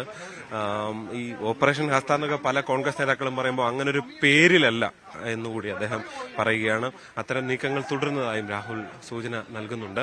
പ്രജിത് കോങ്ങാടിനൊപ്പം G. ശ്രീജിത്ത്, ന്യൂസ് 18 പാലക്കാട്. അതേസമയം പാലക്കാട് 20,000-ൽ കൂടുതൽ ഭൂരിപക്ഷം നേടി വിജയിക്കുമെന്നാണ് ഇടത് സ്ഥാനാർത്ഥി ഡോക്ടർ പി സരിന്റെ അവകാശവാദം. നേതാക്കളെ മുന്നണി മാറ്റി വോട്ടുമറിക്കാം എന്ന തന്ത്രം പരാജയപ്പെടും. MLA വിരുദ്ധ വികാരവും പാലക്കാട്ട് ശക്തമാണെന്ന് സരിൻ ന്യൂസ് 18നോട് പറഞ്ഞു. രാവിലെ കോട്ട മൈതാനത്ത് പി സരിൻ ഓട്ടത്തിലാണ്. സരിൻ ജി, എല്ലാം ജനങ്ങളോട് പറഞ്ഞോ? എല്ലാം പറഞ്ഞല്ലോ, എല്ലാ ജനങ്ങളോടും പറഞ്ഞു എന്നുള്ളതാണെങ്കിൽ ശരിയാണ്. വ്യക്തിപരമായിട്ട് ഓടിയെത്താൻ പറ്റാതെ പോയ 19,000-ഓളം ആളുകളെങ്കിലും ഉണ്ടാവും. ബാക്കിയുള്ളവരിലേക്കൊക്കെ നേരിട്ട് തന്നെ എത്തിക്കഴിഞ്ഞു എന്നൊരു കോൺഫിഡൻസ് ഉണ്ട്. അപ്പോൾ എല്ലാ ജനങ്ങളെയും നേരിട്ട് കാണും. ഇന്നലെയൊക്കെ 10:15 വിളിച്ചുണർത്തി വോട്ട് ചോദിച്ച ഒരു അനുഭവം ഉണ്ടായി. കാരണം ആ കോളനിയിലുള്ള പ്രദേശത്തിലുള്ള എല്ലാവർക്കും വരണം എന്നുള്ളത് വലിയൊരു ആവേശമായിരുന്നു. അപ്പോൾ വൈകിയാലും വന്നാൽ മതി ഡോക്ടറെ എന്നാ പറഞ്ഞു. ബഡ് ഫുട്ബോൾ ഇന്നലെ അരങ്ങേറി. അപ്പോൾ വ്യത്യസ്തങ്ങളായ പ്രചരണ രീതികളായിരുന്നു. നൈറ്റ് മാർച്ച് എന്ന് പറഞ്ഞ് നൈറ്റ് ലൈഫിനെ ആഘോഷമാക്കി. അതായത് ഇടതുപക്ഷ വോട്ട് പ്ലസ് സരിൻ കൊണ്ടുവരുന്ന വോട്ട്, ഇതാണ് ഞാനായിട്ട് കൊണ്ടുവരുന്ന വോട്ട് എന്നൊന്നും അതിനൊരു വ്യാഖ്യാനവും ആരും ചമയ്ക്കേണ്ട. എല്ലാ വോട്ടും ഇടതുപക്ഷത്തിന്റെ നേരിനുള്ള ശരിയുടെ ഒപ്പമുള്ള വോട്ടുകളാണ്. അതിന്റെ കണക്കും കൂടി അങ്ങോട്ട് പറഞ്ഞേക്കാം, അതുകൂടി കേട്ടോളൂ. കഴിഞ്ഞ തവണ 35,000-ന് മുകളിൽ കിട്ടിയ വോട്ടുകളെ ഇരട്ടിപ്പിക്കും. എന്ന് വെച്ചാൽ ഓരോ ജനവും വന്നാണല്ലോ വോട്ട് ചെയ്യുന്നത്. അവർക്ക് കഴിഞ്ഞ തവണ ചെയ്ത വോട്ട് ആർക്ക് എന്നറിയാം. പുതുതായി വന്നവർ ആദ്യമായി വോട്ട് ചെയ്യുന്നതുമാണ്. അവരത് ചെയ്ത് 70,000-ൽ കുറയാത്ത വോട്ടുകളിലേക്ക് LDF ഇവിടെ വോട്ട് എണ്ണുന്ന ദിവസം എത്തും എന്നുള്ള ആത്മവിശ്വാസമാണ്. ഭരണവിരുദ്ധ വികാരം ഒന്നുമില്ല. അതിങ്ങനെ പറഞ്ഞതുകൊണ്ടുണ്ടാവില്ലല്ലോ. ജനങ്ങൾക്കുള്ള MLA വിരുദ്ധ വികാരം ഇവിടെയുണ്ട്. അതെന്താ പരാമർശിക്കാത്തത്? അതെന്തുകൊണ്ടാണ് പരാമർശിക്കപ്പെടാത്തത്? അപ്പൊ MLA വിരുദ്ധ വികാരം എന്ന് പറയുന്നതും ജനങ്ങളെ വില കുറച്ച് കാണുന്ന, രാഷ്ട്രീയമായി പാലക്കാടൻ വോട്ടർമാരെ വില കുറച്ച് കാണുന്ന വികാരം, അത് രാജിവെച്ചപ്പോൾ മുതൽ കഴിഞ്ഞ മണിക്കൂറുകളിൽ നടന്ന ചില നാടകങ്ങളും നീക്കങ്ങളും വരെ ഇങ്ങനെയൊക്കെ ചെയ്താൽ ജനം വോട്ട് ചെയ്യുമെന്ന് വിചാരിക്കുന്ന സന്ദീപ് വോട്ട് കൊണ്ടുപോകും. എനിക്കതിനെ പറ്റി അറിയില്ല. ഞാനൊരു വ്യക്തിയെ ഉദ്ദേശിച്ചല്ല പറയുന്നത്. വ്യക്തിപരമാകരുത് എന്ന് എനിക്ക് വലിയ നിർബന്ധമുണ്ട്. അപ്പൊ അതുകൊണ്ട് തന്നെ പാലക്കാടൻ ജനതയെ അതിലൂടെ വില കുറച്ച് കാണിക്കുകയാണ്. ഇങ്ങനെയാണ് വോട്ട് ഞങ്ങൾ മറിക്കുക എന്നാണ് പറഞ്ഞത്. വോട്ട് മറിയുകയല്ല, അറിഞ്ഞ് ചെയ്യുകയാണ് എന്ന് UDFന് ബോധ്യം വരാൻ പോകുന്ന ഒരു തെരഞ്ഞെടുപ്പ് അതിത്തവണ കോൺഗ്രസിൽ നിന്ന് വോട്ട് കിട്ടുമോ? സകല പാലക്കാടുകാരും വോട്ട് ചെയ്യും. ഭൂരിപക്ഷം എത്ര പറയും? 20,000-ൽ കുറയാത്ത ഭൂരിപക്ഷം. എന്റെ കണക്കൊക്കെ വളരെ കൃത്യമാണ്. രണ്ടാമതെത്തുന്ന പാർട്ടിക്ക് 50,000 വോട്ട് തികയ്ക്കാൻ സാധ്യതയില്ല. 50,000 വോട്ട് തികയ്ക്കാൻ സാധ്യതയില്ല. 20,000-ൽ കുറയാത്ത ഭൂരിപക്ഷത്തിന് ഇവിടെ LDF ജയിക്കും എന്നുള്ളതാണ്. ആ ഭൂരിപക്ഷത്തിന്റെ കണക്ക് ചോദിച്ചാൽ ഒരൊറ്റ ഉത്തരം. 24 വരെ കാത്തിരുന്നാൽ അത് കൃത്യമായി കിട്ടും. എന്തായാലും വലിയ ആത്മവിശ്വാസത്തിലാണ് സരിൻ. രാവിലെ കോട്ട മൈതാനത്ത് ഓട്ടമൊക്കെ കഴിഞ്ഞ് ഇങ്ങനെ പോവാണ്. ഓട്ടത്തിനിടയിലാണ് നമ്മൾ സരിനെ പിടിക്കുകയും ചെയ്തത്. എന്തായാലും വലിയ ആവേശത്തിൽ, സാധാരണഗതിയിൽ ഒരു തെരഞ്ഞെടുപ്പിലും പറയാത്തത്ര ആത്മവിശ്വാസമാണ് ഇടത് സ്ഥാനാർത്ഥി എന്ന നിലയിൽ പി സരിൻ പറയുന്നത്. 20,000-ൽ കുറയാത്ത ഭൂരിപക്ഷമാണ് സരിന്റെ കണക്ക്. എന്തായാലും 23 വരെ കാത്തിരിക്കണമെന്നുകൂടി സരിൻ ഓർമ്മിപ്പിക്കുകയും ചെയ്യുകയാണ്. പ്രജിത് കൊങ്ങാടിനൊപ്പം G ശ്രീജിത്ത്, ന്യൂസ് 18 പാലക്കാട്. കോൺഗ്രസ് പണം കൊടുത്ത് കൗൺസിലർമാരെ വാങ്ങാനുള്ള നീക്കം ഇന്നും നടത്തിയതായി പാലക്കാട്ടെ BJP സ്ഥാനാർത്ഥി C കൃഷ്ണകുമാർ. പണം കൊടുത്താൽ പോകുന്നയാൾ പോയെന്നും ഇനി ആരും പോകില്ലെന്നും കൃഷ്ണകുമാർ പറഞ്ഞു. ജയിച്ചാൽ 2 മാസത്തിനകം പാലക്കാട് ബാംഗ്ലൂർ വന്ദേ ഭാരത് ട്രെയിൻ കൊണ്ടുവരുമെന്ന് അടക്കമുള്ള വാഗ്ദാനങ്ങളുമായാണ് അവസാന ദിവസത്തെ കൃഷ്ണകുമാറിന്റെ പ്രചാരം. പാലക്കാട് കൊട്ടിക്കലാശത്തിലേക്ക് കടക്കുമ്പോൾ BJPയും വലിയ ആവേശത്തിലാണ്. രാവിലെ തന്നെ പിരായിരി പഞ്ചായത്തിലാണ്. എങ്ങനെയുണ്ട് ഏറ്റവും അവസാനത്തെ ഒരു റീഡിംഗ്? എങ്ങനെയാണ്? ഞങ്ങൾ വലിയ ആത്മവിശ്വാസത്തിലാണ്. ഞങ്ങൾ വോട്ടർമാരെ സമീപിക്കുന്ന സമയത്ത്, പ്രത്യേകിച്ച് സ്ത്രീ വോട്ടർമാർ, ന്യൂനപക്ഷ വിഭാഗത്തിൽപ്പെട്ട ആളുകളുടെ നിന്നൊക്കെ ഞങ്ങൾക്ക് കഴിഞ്ഞ ദിവസങ്ങളിൽ ലഭിച്ചു വരുന്ന പ്രതികരണം ഞങ്ങളുടെ ആത്മവിശ്വാസം വർദ്ധിപ്പിക്കുകയാണ്. ജയം ഞങ്ങളുടെ ഉറപ്പിക്കുകയാണ്. ഈ വിവാദങ്ങൾ, വോട്ടുകൾ തുടക്കം മുതൽ ഒരുപാട് വിവാദമുണ്ട്, അത് വോട്ടിനെ സ്വാധീനിക്കും. ഞങ്ങൾ പറഞ്ഞല്ലോ, വിവാദങ്ങൾ ചർച്ച ചെയ്യാൻ ഞങ്ങൾ ഇഷ്ടപ്പെടുന്നില്ല, വികസനമാണ് ചർച്ച ചെയ്യപ്പെടുന്നത്. ഞങ്ങൾ മുന്നോട്ട് വെച്ച വികസന കാര്യങ്ങൾ പാലക്കാടിലെ ജനങ്ങൾ ഏറ്റെടുത്ത് കഴിഞ്ഞു. ഒന്ന്, നെൽകർഷകരുടെ വിഷയം. ഞങ്ങൾ ട്രാക്ടർ സമരമായി വന്നു. UDFന് ഞങ്ങളുടെ പിന്നാലെ ഞങ്ങളെ ഫോളോ ചെയ്യേണ്ടി വന്നു. സർക്കാരിന് അവരുടെ നിലപാട് മാറ്റേണ്ടി വന്നു. നെൽകർഷകരുടെ നെല്ല് സംഭരിക്കാൻ സപ്ലൈകോൻ്റെ ഉദ്യോഗസ്ഥന്മാർ എത്തിത്തുടങ്ങി. അത് ഞങ്ങളുടെ വിജയമാണ്. ഇപ്പോൾ പാലക്കാടത്തെ കുടിവെള്ള പ്രശ്നത്തെ സംബന്ധിച്ച് ഞങ്ങൾ ചർച്ച ചെയ്യാൻ തുടങ്ങിയിട്ടുണ്ട്. പാലക്കാടത്തെ യാത്രാക്ലേശത്തെ സംബന്ധിച്ച് ബാംഗ്ലൂരിലേക്ക് ഞാൻ പാലക്കാടത്തെ വോട്ടർമാരുടെ മുന്നിൽ പറഞ്ഞിട്ടുണ്ട്. പാലക്കാടിൻ്റെ MLA ആയിട്ട് നവംബർ 23-ാം തീയതി തിരഞ്ഞെടുക്കപ്പെട്ടാൽ 60 ദിവസത്തിനകം ഇവിടുന്ന് വന്ദേ ഭാരത് ബാംഗ്ലൂരിലേക്ക്, പാലക്കാട് ജംഗ്ഷനിൽ നിന്ന് ബാംഗ്ലൂരിലേക്ക് വന്ദേ ഭാരത് ആരംഭിക്കും. പാലക്കാടിന് ഒരു എയിംസ് ആശുപത്രി ഇല്ല, മെഡിക്കൽ കോളേജ് പാതി വഴിയില്ല. പാലക്കാട്ടുകാർ ചികിത്സയ്ക്കായി ഓടുന്നത് മറ്റുള്ള ജില്ലകളിലേക്കാണ്. പാലക്കാടിനൊരു എയിംസ്, ഇതെല്ലാം ഞങ്ങളുടെ വാഗ്ദാനം. ഏറ്റവും അടിസ്ഥാനപരമായിട്ടുള്ള പാലക്കാടിലത്തെ ജനങ്ങളുടെ വികസന ആവശ്യങ്ങളാണ് ഞങ്ങൾ ചർച്ച ചെയ്യുന്നത്. BJPക്ക് കഴിഞ്ഞ കുറേ തെരഞ്ഞെടുപ്പായി ജയിച്ചില്ലെങ്കിൽ പോലും പൊളിറ്റിക്കൽ വോട്ടുകൾ കൂടുന്നുണ്ട്, രാഷ്ട്രീയ വോട്ടുകളായി മാറുന്നുണ്ട്. അങ്ങനൊരു അങ്ങനൊരു മാറ്റം ഇവിടെ ഉണ്ടോ? ഗ്രൗണ്ട് ലെവൽ എന്താണ്? തീർച്ചയായിട്ടും പാലക്കാടിലെ ജനങ്ങൾ ഇവിടെ മോദി സർക്കാർ വന്നതിന് ശേഷമുള്ള വികസനം, നേരത്തെ വാജ്പേയി സർക്കാരിൻ്റെ കാലഘട്ടത്തിൽ നടന്ന വികസനം, ഇതെല്ലാം കാണുന്നുണ്ട്. രണ്ട് മുന്നണികളും ജനങ്ങളെ തെരഞ്ഞെടുപ്പാവുന്ന സമയത്ത് ഏതെങ്കിലും വിവാദ വിഷയങ്ങളുടെ പേരിൽ അത്തരം വികാരം ഉണ്ടാക്കിയിട്ടാണ് ജയിക്കുന്നത്. ഞങ്ങൾ ചർച്ച ചെയ്യുന്നത് അതല്ല. ഞങ്ങൾ മുനിസിപ്പൽ തെരഞ്ഞെടുപ്പായാലും അസംബ്ലി തെരഞ്ഞെടുപ്പായാലും എല്ലാം ഞങ്ങൾ ചർച്ച ചെയ്യുന്നത് വികസനമാണ്. അതിനുള്ള പിന്തുണ ഞങ്ങൾക്ക് ഓരോ തെരഞ്ഞെടുപ്പ് കഴിയുമ്പോഴും വർദ്ധിച്ചു വരികയാണ്. പാലക്കാടത്തെ ജനങ്ങൾ യഥാർത്ഥത്തിൽ പാലക്കാടിൻ്റെ വികസനവും യഥാർത്ഥ മതേതര പാർട്ടി ഏതാണെന്നുള്ളത് തിരിച്ചറിഞ്ഞിട്ടുണ്ട്. അത് ഈ തെരഞ്ഞെടുപ്പിൽ ഞങ്ങളെ വിജയത്തിലെത്തിക്കും. ഈ ഇന്നലെ പണം ചെലവാക്കി കൗൺസിലർമാരെ വാങ്ങാനുള്ള നീക്കം പരാജയപ്പെട്ടു എന്ന് സംസ്ഥാന അധ്യക്ഷൻ പറയുന്നുണ്ട്. അങ്ങനെ ഒരു നീക്കം ഉണ്ടോ? എന്താണ് അത് സംഭവിക്കുന്നത്? കോൺഗ്രസിൻ്റെ നേതാക്കന്മാർ ഓരോ ആളുകളെയും വിളിച്ച് ഓഫർ കൊടുക്കുകയല്ലേ. ഇന്ന് കാലത്ത് ഞങ്ങളുടെ ഒരു മുൻ കൗൺസിലർ വിളിച്ചു, 25 ലക്ഷം രൂപ തരാമെന്ന് പറഞ്ഞിട്ടാണ് അത്ര വിളിക്കുന്നത്. ഇത് കോൺഗ്രസ് അല്ലല്ലോ പാർട്ടി. ഇതിൽ പൈസ കൊടുത്ത് വാങ്ങാവുന്ന ആളെ വാങ്ങിക്കഴിഞ്ഞു, പൈസ കൊടുത്ത് വാങ്ങാൻ കഴിയുന്ന ആൾ വാങ്ങിക്കഴിഞ്ഞു. അവർ ഇനി ഇവിടുന്ന് ഒരു പ്രവർത്തകനും സാധാരണ ബൂത്തിൻ്റെ പ്രസിഡന്റിനോട് പോയിട്ടും ബൂത്തിലെ സാധാരണ പ്രവർത്തകനോട് പോയിട്ടും പൈസ ഓഫർ ചെയ്താൽ പോലും അവർ ഈ ആദർശവും ആശയവും വിട്ടു പോയില്ല. സന്ദീപൻ അങ്ങനെ ഒരു ആദർശം ഇല്ലാത്തതുകൊണ്ട് പോയി എന്നാണോ? പാർട്ടിയുടെ ആശയവും ആദർശവും, ഈ പ്രസ്ഥാനത്തിൻ്റെ ആശയവും ആദർശമൊക്കെ മനസ്സിലുള്ള ആളുകൾ മരിച്ച് വീണാൽ പോലും ഇതിൽ നിന്ന് പോയില്ലല്ലോ. ജയകൃഷ്ണൻ മാസ്റ്റർ ഉദാഹരണമാണല്ലോ. അദ്ദേഹം ഈ ആശയത്തെ, ഈ ആദർശത്തെ തള്ളിപ്പറഞ്ഞിരുന്നുവെങ്കിൽ ജയകൃഷ്ണൻ മാസ്റ്റർ കുട്ടികളുടെ മുന്നിൽ വെച്ച് കൊല ചെയ്യപ്പെടില്ലായിരുന്നു. അദ്ദേഹം സ്വന്തം ജീവൻ പോലും ബലിയർപ്പിച്ചിട്ടാണ് ഈ ആശയത്തിൽ മുറുകെ പിടിച്ചു നിന്നത്. അപ്പോൾ ഈ ആശയം ഉള്ളിലുള്ള ആളുകൾക്ക് കഴിയില്ല. ശ്രീനിവാസൻ, ശ്രീ സഞ്ജിത്ത്, ഇവരെല്ലാം ഈ ആശയത്തിൻ്റെ പേരിലാണ് കൊല ചെയ്യപ്പെടുന്നത്. ഈ ചിലർ BJPയിലേക്ക് വരുമെന്നുള്ള അഭ്യൂഹങ്ങളൊക്കെ ഉണ്ട്. അങ്ങനെയുള്ള നീക്കങ്ങൾ ഇന്നുണ്ടോ?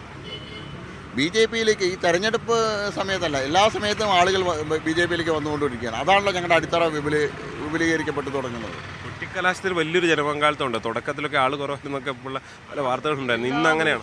ഞങ്ങളെ സംബന്ധിച്ചോളം മറ്റു 2 സ്ഥാനാർത്ഥികൾക്ക് ഓളം ഉണ്ടാക്കണം. അവരെ ജനങ്ങൾക്കറിയില്ല. ജനങ്ങളെ അവരെ ശ്രദ്ധിക്കണമെങ്കിൽ ഓളം ഉണ്ടാക്കണം. എനിക്കതിൻ്റെ ആവശ്യമില്ല. ഞങ്ങളുടെ പ്രവർത്തകർ, ഞങ്ങളുടെ പ്രാദേശിക നേതാക്കൾ ജനങ്ങളുടെ ഇടയിലുള്ള ആളുകളാണ്. സ്ഥാനാർത്ഥി എന്നുള്ള നിലയിൽ ഞാൻ ഇവിടെ ജനിച്ചു വളർന്ന ആളാണ്. 40-50 വർഷമായിട്ട് പാലക്കാട് പൊതുരംഗത്തുള്ള ആളാണ്. ജനങ്ങളുമായിട്ട് നിരന്തരം അവരുടെ പ്രശ്നങ്ങൾക്ക് ഒപ്പമുള്ള ആളാണ്. അപ്പോൾ എന്നെ പരിചയപ്പെടുത്തേണ്ട ആവശ്യമില്ല, എനിക്ക് ഓളം ഉണ്ടാക്കേണ്ട ആവശ്യമില്ല. എനിക്ക് ഒറ്റയ്ക്ക് പോയിട്ട് വീടുകളിൽ വോട്ട് ചോദിച്ചാലും അവർക്കറിയാം. അവർക്ക് പാലക്കാടത്തെ BJPയുടെ ശക്തിയെ സംബന്ധിച്ചറിയാം. അവർക്ക് ഞങ്ങളുടെ ശക്തി തെളിയിച്ചു കൊടുക്കേണ്ട ആവശ്യമില്ല, കാണിച്ചു കൊടുക്കേണ്ട ആവശ്യമില്ല. ആവശ്യം വരുമ്പോൾ ഞങ്ങളുടെ സംഘടനാ ശക്തി ഞങ്ങൾ തെളിയിച്ചിട്ടുണ്ട്. ഇന്നലെ ഞങ്ങളുടെ റോഡ് ഷോ നിങ്ങൾ കേട്ടിട്ടുണ്ടാകും. വൈകിട്ട് 3 പഞ്ചായത്തുകൾ മാത്രം ഉൾപ്പെടുന്ന പ്രായരി മണ്ഡലത്തിൽ 1000-ലധികം ബൈക്കുകൾ പങ്കെടുത്ത റോഡ് ഷോ. എല്ലാം ഈ 3 പഞ്ചായത്തിലെ പ്രവർത്തകരാണല്ലോ. ഞങ്ങൾ ഇറക്കുമതിക്കാരല്ലോ. ഇതിൻ്റെ യൂത്ത് ലീഗും യൂത്ത് കോൺഗ്രസ് എല്ലാം ചേർന്നിട്ട് UDFൻ്റെ യുവജന വിഭാഗത്തിൻ്റെ റോഡ് ഷോ ഉണ്ടായിരുന്നു. കാസർഗോഡ് നിന്നുള്ള ആളുകൾ വരെ വന്നിട്ടുണ്ട്. ഞാൻ ബസ്സുകളുടെ നമ്പർ തരാം. കാസർഗോഡ്, മലപ്പുറം, കൊണ്ടോട്ടി ഭാഗത്തൊക്കെ വന്ന ബസ്സുകളുടെ നമ്പർ ഞാൻ എടുത്തു തരാം. ഏറ്റവും കൂടുതൽ എത്ര ഭൂരിപക്ഷം പ്രതീക്ഷിക്കുന്നത്? 5 ഭൂരിപക്ഷമാണ് ഞങ്ങൾ പ്രതീക്ഷിക്കുന്നത്. 10,000 മുതൽ 15,000 വരെ ഭൂരിപക്ഷത്തിൽ ഞങ്ങൾ പാലക്കാട് തവണ ജയിക്കും. വലിയ ആത്മവിശ്വാസമാണ് BJP സ്ഥാനാർത്ഥിയും പറയുന്നത്. എന്തായാലും എല്ലാവരുടെയും ആത്മവിശ്വാസം അവിടെ ഓരോ വശത്തായി തുടരുകയാണ്. ഇന്ന് കൊട്ടിക്കലാശത്തിലേക്ക്, അതിൻ്റെ ഒരു വലിയ ആവേശത്തിലേക്ക് മുന്നണികൾ കടക്കുകയുമാണ്. പ്രജിത് കോങ്ങാടിനൊപ്പം G ശ്രീജിത്ത്, ന്യൂസ് 18 പാലക്കാട്. അതാണ് 3 മുന്നണി സ്ഥാനാർത്ഥികളുടെയും ആത്മവിശ്വാസം. ഏതായാലും വലിയൊരു കൊട്ടിക്കലാശത്തിലേക്ക് പാലക്കാട് എത്തുന്നു. 2 മണി മുതൽ കൊട്ടിക്കലാശവുമായി ബന്ധപ്പെട്ട കാര്യങ്ങൾ ആരംഭിക്കും എന്നാണ് മനസ്സിലാക്കേണ്ടത്. ഇടവേളയ്ക്ക് ശേഷം കൂടുതൽ വാർത്തകളുമായി തിരിച്ചെത്താം. നാട്ടുകാരുടെ ഉറക്കം കെടുത്തുന്ന കുറുവാക്കള്ളന്മാർ.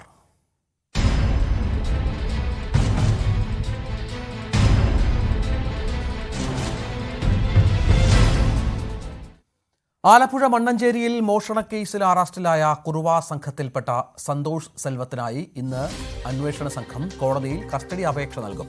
ഇന്നലെ മജിസ്ട്രേറ്റിന് മുൻപിൽ ഹാജരാക്കിയ പ്രതിയെ 14 ദിവസത്തേക്ക് റിമാൻഡ് ചെയ്തിരുന്നു.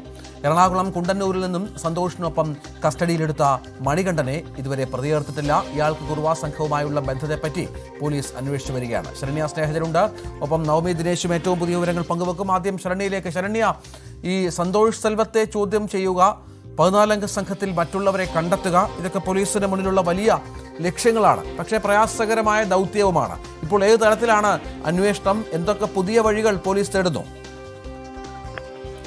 രഞ്ജിത്ത് സൂചിപ്പിച്ചതുപോലെ തന്നെ ഈ ഇവരിൽ നിന്ന് വിവരങ്ങൾ തേടുക എന്നുള്ളത് ശ്രമകരമായ ദൗത്യം തന്നെയാണ്. കാരണം ഇന്നലെ തന്നെ മണ്ണഞ്ചേരി പോലീസ് സന്തോഷിനെ ചോദ്യം ചെയ്തുവെങ്കിൽ പോലും സന്തോഷിൽ നിന്ന് കൂടുതൽ വിവരങ്ങൾ ശേഖരിക്കാനായി പോലീസിന് കഴിഞ്ഞില്ല എന്നുള്ളതാണ്. അതായത് പല ഘട്ടത്തിലും ഇവർ നിസ്സഹകരണമാണ് പ്രകടിപ്പിക്കുന്നത്. ചോദ്യം ചെയ്യലിന് ഒരു ചിരിയിൽ മാത്രം ഒതുക്കിയുള്ള മറുപടിയാണ് സന്തോഷിന്റെ ഭാഗത്തു നിന്ന് ഉണ്ടാകുന്നത് എന്നുള്ളതാണ് പോലീസ് വ്യക്തമാക്കിയിട്ടുള്ളത്. ഈ കേസിനകത്ത് അതായത് മണ്ണഞ്ചേരിയിൽ വന്നത് സന്തോഷാണ് എന്ന് സ്ഥിരീകരിക്കാനും അത് കൃത്യമായ തെളിവുകൾ സഹിതം കണ്ടെത്താനും പോലീസിനായിട്ടുണ്ട്. സാധാരണഗതിയിൽ കുറുവ സംഘവുമായി ബന്ധപ്പെട്ട കേസുകളിൽ പ്രതികളെ കിട്ടുക എന്നുള്ളത് വളരെ പാടാണ്. കാരണം ആലപ്പുഴയിൽ തന്നെ കഴിഞ്ഞ വർഷം രജിസ്റ്റർ ചെയ്ത 19ഓളം കേസുകളുണ്ട്. പക്ഷെ അതിലൊന്നും തന്നെ പ്രതികളെ കിട്ടിയിരുന്നില്ല. പാലായിൽ നിന്നുള്ള പ്രതിയാണ് ഇവിടെയും എത്തിയതെന്നുള്ള ആദ്യഘട്ടം മുതൽ തന്നെയുള്ള മണ്ണഞ്ചേരി പോലീസിന്റെ നിഗമനം കൃത്യമായിരുന്നു. തുടർന്നാണ് സന്തോഷിലേക്ക് എത്താൻ കഴിയുകയും ചെയ്തിട്ടുള്ളത്. പക്ഷെ സന്തോഷിനോടൊപ്പം പിടിച്ച മണികണ്ഠന് ഈ കേസുകളുമായി ബന്ധമുണ്ടോ എന്നുള്ളത് സ്ഥാപിക്കാനോ സ്ഥിരീകരിക്കാനോ പോലീസിന് കഴിയുന്നില്ല എന്നുള്ളതാണ് ഏറ്റവും പ്രധാനപ്പെട്ടത്. ഈ മണികണ്ഠൻ ഇവിടെ മോഷണം നടന്ന കാലയളവിൽ മണികണ്ഠൻ ഇവിടെ ഇല്ല എന്നുള്ളത് ടവർ ലൊക്കേഷൻ അടക്കമുള്ള കാര്യങ്ങൾ വെച്ച് പോലീസിന് ബോധ്യപ്പെട്ടിട്ടുണ്ട്. അതായത് നവംബർ 14 വരെ മണികണ്ഠൻ ഉണ്ടായിരുന്നത് തമിഴ്നാട്ടിലാണ്. ഒക്ടോബർ 24 പോയി നവംബർ 14 വരെ തമിഴ്നാട്ടിലായിരുന്നു എന്നുള്ളതാണ് പോലീസ് കണ്ടെത്തിയിട്ടുള്ളത്. അതുകൊണ്ട് തന്നെ മണികണ്ഠനെ അല്പസമയത്തിനകം തന്നെ വിട്ടയക്കും എന്നുള്ള വിവരം, കസ്റ്റഡിയിൽ നിന്ന് വിട്ടയക്കും എന്നുള്ള വിവരം നമുക്ക് ലഭ്യമാകുന്നുണ്ട്. പക്ഷേ അതേസമയം ഈ പലയിടങ്ങളിൽ എത്തിയവർ ആരാണ് എന്ന് കണ്ടെത്താൻ പോലീസിന് കഴിയുന്നില്ല എന്നുള്ളതാണ്. അതിൽ തന്നെ കഞ്ഞിക്കുഴിയിൽ സന്തോഷിനോടൊപ്പം അന്ന് CCTV-യിൽ ദൃശ്യങ്ങൾ നമ്മൾ കണ്ട വ്യക്തി ആരാണ് എന്നുള്ള ആളിലേക്കുള്ള സൂചനയിലേക്കൊന്നും ഇതുവരെ പോലീസിന് പോകാൻ കഴിഞ്ഞിട്ടില്ല. ഇനിയിപ്പോ പ്രതീക്ഷ കസ്റ്റഡിയാണ്. കസ്റ്റഡിയിലേക്ക് വാങ്ങിയതിനു ശേഷം കൂടുതൽ കാര്യങ്ങൾ ഈ ചോദിച്ചറിയാനാകുമെന്നുള്ളതാണ്. പക്ഷെ ഇവർ ചോദ്യം ചെയ്ത് ഇവരിൽ നിന്ന് കാര്യങ്ങൾ പുറത്തെടുക്കുക എന്നുള്ളത് വളരെ ബുദ്ധിമുട്ടാണ് എന്നുള്ളതാണ് അന്വേഷണ സംഘം പറയുന്നത്. ശരണ്യ സ്നേഹജനാണ് വിവരങ്ങൾ പങ്കുവെക്കുന്നത്. നവമി ദിനേശ് കൂടി നമ്മോടൊപ്പം ചേരുന്നുണ്ട്. ഇവിടെ എറണാകുളത്ത് നമ്മൾ ഇന്നലെ കണ്ടതാണ് കുണ്ടന്നൂർ പാലത്തിന് സമീപത്ത് വെച്ച് ഇവരെ പിടിച്ചതും ഇതുമായി ബന്ധപ്പെട്ട സംഘർഷങ്ങളുണ്ടായതും മറ്റും. ഇപ്പോൾ ഒരു പ്രത്യേക സംഘം രൂപീകരിക്കപ്പെട്ടിരിക്കുന്നു എന്നുള്ളതാണ് ഏറ്റവും പ്രധാനപ്പെട്ട വിവരം. ഈ സംഘത്തെക്കുറിച്ച് അന്വേഷിക്കാൻ, ഈ കുറുവകളെക്കുറിച്ച് അന്വേഷിക്കാൻ പ്രത്യേക സംഘമുണ്ട്. മുൻപം DYSP-ആണ് നേതൃത്വം നൽകുന്നത്. അതീവ അപകടകാരികളായ കുറുവ സംഘത്തിൻ്റെ മുൻകാല പ്രവർത്തനങ്ങൾ കണക്കിലെടുത്താണ് പ്രത്യേക സംഘത്തെ നിയോഗിക്കാനുള്ള തീരുമാനം. നവമി ദിനേശ് ശരി. നവമി, ഈ പ്രത്യേക സംഘം രൂപീകരിക്കുന്നുണ്ട്. നേരത്തെ ശരണ്യ പറഞ്ഞ പ്രശ്നങ്ങളൊക്കെ ഉണ്ട് ഈ കുറുവ സംഘത്തെ കണ്ടെത്താൻ. അവരുടെ പ്രവർത്തന രീതികൾ വ്യത്യാസമാണ്. അവർ ഇപ്പോൾ പുറത്തു വരുന്ന ഓൺലൈൻ മാധ്യമങ്ങളിലൊക്കെ വരുന്ന വാർത്ത, ഇവർക്ക് തമിഴ്നാട്ടിലൊക്കെ വലിയ വീടുകളുണ്ട്, ഇവർ ഇവിടെ റോഡ് വക്കിൽ കിടന്നുറങ്ങുന്നു, അടിച്ചുപൊളിക്കാനുള്ള സാമ്പത്തികം ഇവരുടെ കയ്യിലുണ്ട്, ആലപ്പുഴ ബീച്ചിലടക്കം ഇവർ ന്യൂ ഇയർ ആഘോഷിക്കാൻ എത്തിയിരുന്നു എന്നടക്കമുള്ള കാര്യങ്ങളുണ്ട്. ഒരുമിച്ചല്ല ഇവരുടെ നീക്കം, പല സ്ഥലങ്ങളിലാണ്. അങ്ങനെ ഒരുപാട് പ്രശ്നങ്ങളുണ്ട് പോലീസിന് അന്വേഷിക്കാൻ. ഈ പ്രത്യേക സംഘം ഏതൊക്കെ തലത്തിലാണ് ഇപ്പോൾ നീങ്ങുന്നത്?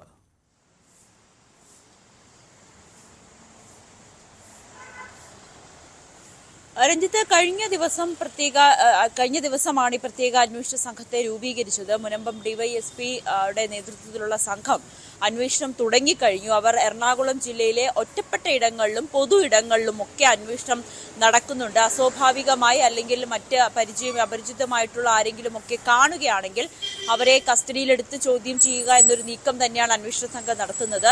വടക്കൻ പറവൂരിൽ നടന്ന മോഷണം, ചേന്ദമംഗലം ഭാഗത്ത് നടന്ന മോഷണ ശ്രമം, അതും ഈ വടക്കംപറവൂർ ഭാഗത്തെ സംബന്ധിച്ച്, അവിടെയുള്ള നിവാസികളെ സംബന്ധിച്ച് വലിയ ആശങ്കയിൽ തന്നെയാണ്. അവർ വളരെ ഭയപ്പാടോടെയാണ് ജീവിക്കുന്നത്. എന്തായാലും കൃത്യമായിട്ടുള്ളൊരു നിരീക്ഷണം അവിടെയും ശക്തമാക്കിയിട്ടുണ്ട്.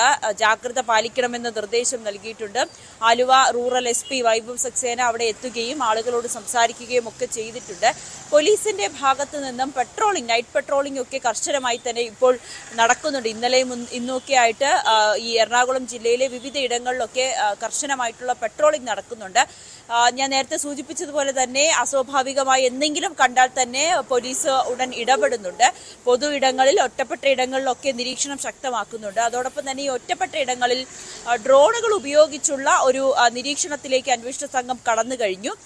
ഈ പോലീസിന്റെ ശ്രദ്ധയിൽപ്പെടാത്ത ചില ഇടങ്ങളിലേക്ക് അവിടെ ഈ ഡ്രോൺ ഉപയോഗിച്ചുള്ളൊരു നിരീക്ഷണം അവിടെ ശക്തമാക്കിയിട്ടുണ്ട്. എന്തായാലും വടക്കൻ പറവൂരിലെത്തിയത് കുറുവ സംഘമാണെന്ന് ഇപ്പോഴും അന്വേഷണ സംഘം ഉറപ്പിക്കുന്നില്ല.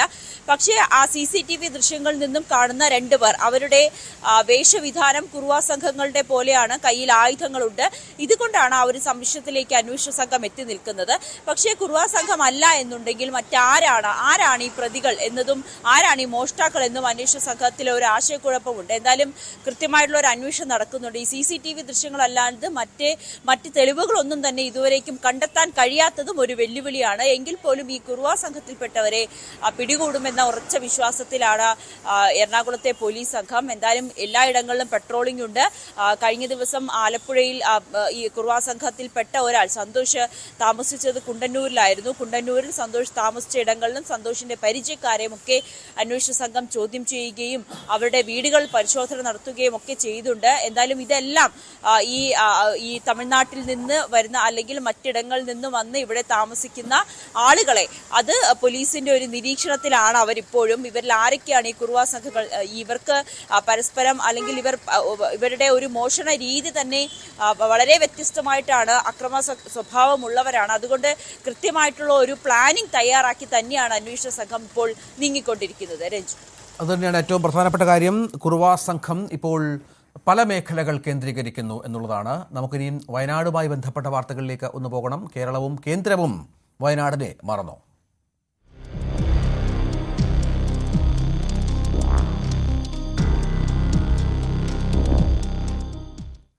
ചൂരൽമല ദുരന്തത്തിൽ കാർഷിക മേഖലയ്ക്കുണ്ടായത് കോടികളുടെ നഷ്ടമാണ്. കേന്ദ്രത്തിന് സഹായ പ്രഖ്യാപനം വൈകുന്നത് ഇവർക്ക് നൽകുന്നത് നിരാശയും. ഏലത്തിന് റെക്കോർഡ് വില ഉള്ളപ്പോഴും പുഞ്ചിരിമട്ടത്തെ വനറാണി ഏലം എസ്റ്റേറ്റ് ഉടമകൾക്ക് പങ്കുവെക്കാൻ നഷ്ടക്കണക്ക് മാത്രമാണ് ഉള്ളത്.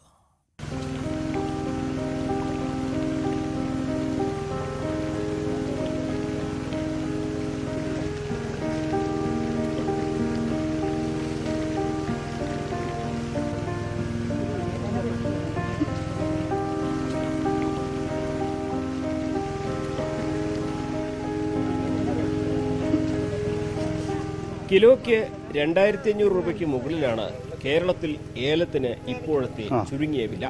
ജൂലൈ മുതൽ ഫെബ്രുവരി വരെയാണ് ഏലം കൂടുതലായി വിളവെടുക്കുന്ന സമയം. ഈ ഘട്ടത്തിലാണ് വയനാട് പുഞ്ചിരിമട്ടം വനറാണി ഏലം എസ്റ്റേറ്റ് 2 മാസത്തോളം ദുരന്തത്താൽ അടച്ചിടപ്പെട്ടത്. ഏലച്ചെടികളുടെ സംരക്ഷണം മുതൽ വിളവെടുപ്പ് വരെ അവതാളത്തിലായി.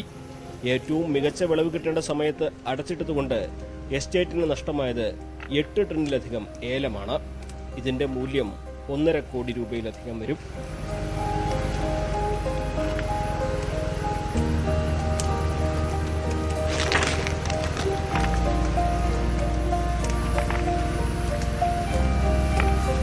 നമ്മുടെ 15 ഏക്കറോളം സ്ഥലം പോയി.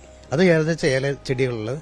അപ്പോൾ ഒരു 10,000 ചെടിയോളം പോയി. അത് പക്ഷേ ഇപ്പോഴത്തെ സാഹചര്യത്തിൽ നമുക്ക് പ്രോസസ്സ് ചെയ്യാനായിട്ട് നമുക്ക് കറണ്ടില്ല. ഇത് വെച്ചാൽ നമുക്ക് പെർമിഷൻ കറണ്ടിൻ്റെ എല്ലാം അവിടെ KCBൻ്റെ ഇത് കട്ടാക്കി അവരിങ്ങോട്ടില്ല, ഇപ്പം തരാത്ത അവസ്ഥയാണ്. അപ്പം പ്രോസസ്സിങ് നടക്കുമ്പോൾ കറണ്ട് വേണം. ഇപ്പം നമ്മൾ ഇവിടുന്ന് എടുത്തിട്ട് നമ്മൾ വേറെ സ്റ്റോറുകളിൽ കൊണ്ടുപോയിട്ടാണ്, ഏല ഉണങ്ങുന്ന സ്റ്റോറിൽ കൊണ്ടുപോയിട്ടാണ് നമ്മൾ ഉണക്കുന്നത്. അത് നമുക്ക് ഇരട്ടി നഷ്ടമാണ്. എന്നുവെച്ചാൽ ഇവിടെ നമ്മൾ 5 രൂപ തീരേണ്ടത് 1 കിലോയ്ക്ക് അവിടെ 13 രൂപ വെച്ച് കൊടുക്കേണ്ട അവസ്ഥയാണ്. കൃഷി വകുപ്പ് വന്ന് നോക്കിയിട്ട് അവർ ഓഫീസേഴ്സ് വന്ന് നോക്കി അതിനെക്കുറിച്ച് പിന്നെ നമ്മൾക്ക് ഒരു റിപ്പോർട്ടോ കാര്യങ്ങളോ ഒന്നും കിട്ടില്ല. അങ്ങനെ പ്രത്യേകിച്ച് ഇപ്പോൾ ഒന്നും നമുക്ക് കിട്ടിയിട്ടില്ല. വളരെ ദുരിതത്തിലായ ഒരവസ്ഥ. എത്ര വർഷം? ഞാനിപ്പോൾ 6 വർഷത്തോളമായി. ഈ എസ്റ്റേറ്റ് തുടങ്ങിയിട്ട് ഇപ്പോൾ 45 വർഷത്തോളമായി. അതെ അതെ, തീർച്ചയായും. അജയ് ഈ കൊല്ലം നല്ല വിലയുള്ള സമയം. അതുപോലെ തന്നെ ക്രോപ്പ് നഷ്ടപ്പെട്ടു. ആ സാഹചര്യത്തിൽ ഭയങ്കര നഷ്ടമായിട്ടാണ്. കടുത്ത നിയന്ത്രണങ്ങൾ പാലിച്ചുകൊണ്ടാണ് ഇപ്പോൾ എസ്റ്റേറ്റ് പ്രവർത്തിക്കുന്നത്. ദുരന്ത മേഖലയിൽ തന്നെ ആയതുകൊണ്ട് ഉച്ചയ്ക്ക് 1 മണിയോടെ തോട്ടത്തിലെ പണികൾ നിർത്തേണ്ടതുണ്ട്. 3 മണിയോടെ എല്ലാവരും തിരികെ ചൂരൽമലയിലെത്തണം. 15 ഏക്കറിലധികം ഏലം കൃഷി ചെയ്ത ഭൂമി ഉരുൾപൊട്ടലിൽ ഇല്ലാതെയായി. സർക്കാർ പ്രതിനിധികൾ നഷ്ടത്തിന്റെ കണക്കെല്ലാം രേഖപ്പെടുത്തി പോയത് മാത്രമാണ് ഇതുവരെയുള്ള ഇടപെടൽ.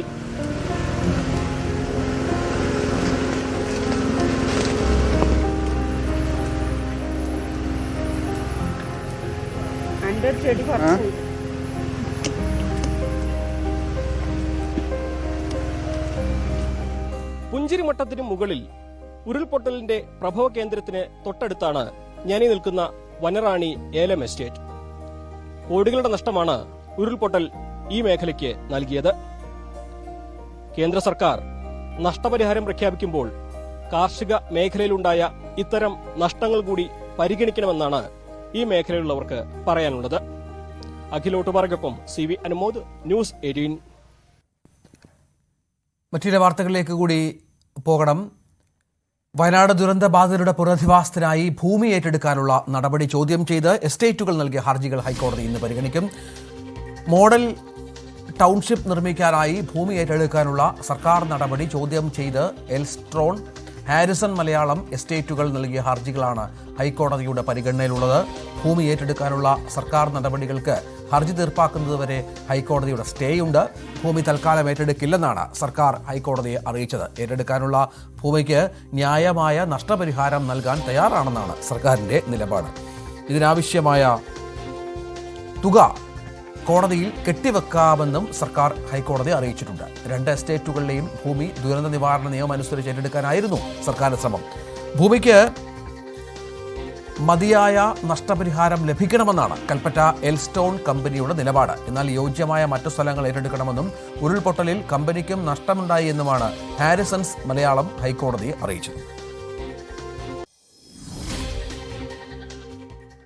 ശരണമന്ത്രമുഖരിതമായി വൃശ്ചികപ്പുലരി.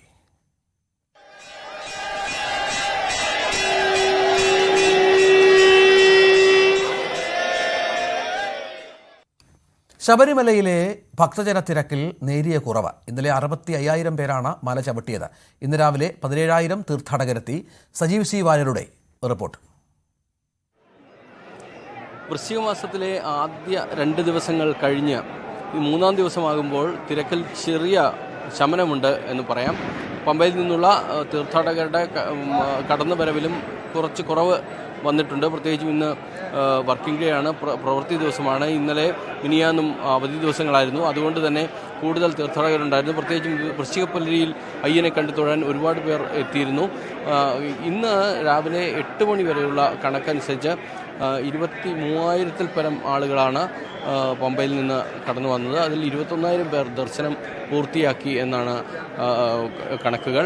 എന്തായാലും ഇന്നലെ 70,000-ത്തോളം അടുത്താണ് 70,000-ത്തിനടുത്താണ് തീർത്ഥാടകർ മല കയറിയത്. ഇന്നലെ ഉച്ചയ്ക്ക് ശേഷമുള്ള തീർത്ഥാടകരുടെ എണ്ണത്തിൽ കുറവുണ്ട്. ഏതായാലും ഇപ്പോൾ പൊതുവെ തീർത്ഥാടകർ പറയുന്നത് അവർ സൗകര്യപ്രദമായ ദർശനം സാധ്യമാകുന്നു എന്നാണ്. നമുക്ക് only give money and take darshan. Here our management is not good. This year 2 years is only VIPs peoples and special tickets only will giving preference. Now I am from Karnataka, Bangalore. This government is not good. This type arrangement is very worst. Telugu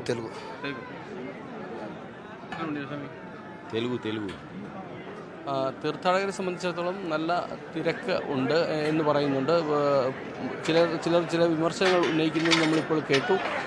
എങ്കിൽ പോലും പൊതുവെ കഴിഞ്ഞ ദിവസങ്ങളെല്ലാം തന്നെ ഇന്ന് നമ്മൾ രാവിലെ സംസാരിച്ച തീർത്ഥാടകരുമെല്ലാം തന്നെ നല്ല തോതിലുള്ള ദർശനം സാധ്യമാകുന്നു എന്നാണ് പറയുന്നത്. അവർ വർഷങ്ങളോളം 23 വർഷം തുടർച്ചയായി എത്തിയ തീർത്ഥാടകരിലൊരാൾ നമ്മളോട് നേരത്തെ സംസാരിച്ചപ്പോൾ പറഞ്ഞത് വളരെ സുഗമമായ രീതിയിൽ ദർശനം സാധ്യമാകുന്നു. അതുപോലെ തന്നെ പോലീസിൻ്റെ ഭാഗത്തും നല്ല സഹകരണമാണ്. പല സ്ഥലങ്ങളും താമസിക്കാനും, അതായത് ശ്രദ്ധയോടുകൂടി തന്നെയാണ് അവർ 18-ാം പടി കയറ്റിവിടുന്നത് എന്നെല്ലാം തന്നെയാണ് പറഞ്ഞത്. എവിടുന്നാണ് വരുന്നത്? കാര്യക്രമുണ്ടാവും. തിരുവനന്തപുരം. കുഴപ്പമില്ല, അത്ര തിരക്കല്ല, കുഴപ്പമില്ല. ഇന്ന് കുറവാണ്, തിരക്ക് കുറവാണ്. ഇന്നലെ വേറെ ബുദ്ധിമുട്ടൊന്നും എല്ലാ അറേഞ്ച്മെന്റും ഉണ്ട്. നല്ല കുഴപ്പമൊന്നുമില്ല. ഇന്ന് നല്ലതായിട്ട് പോകുന്നു. എല്ലാം ഉണ്ട്.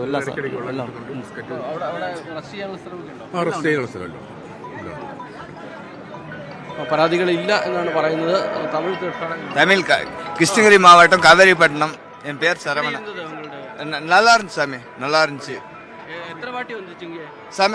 5 முறை வந்திருக்கோம். 5 வாட்டி. 5வது வாட்டி.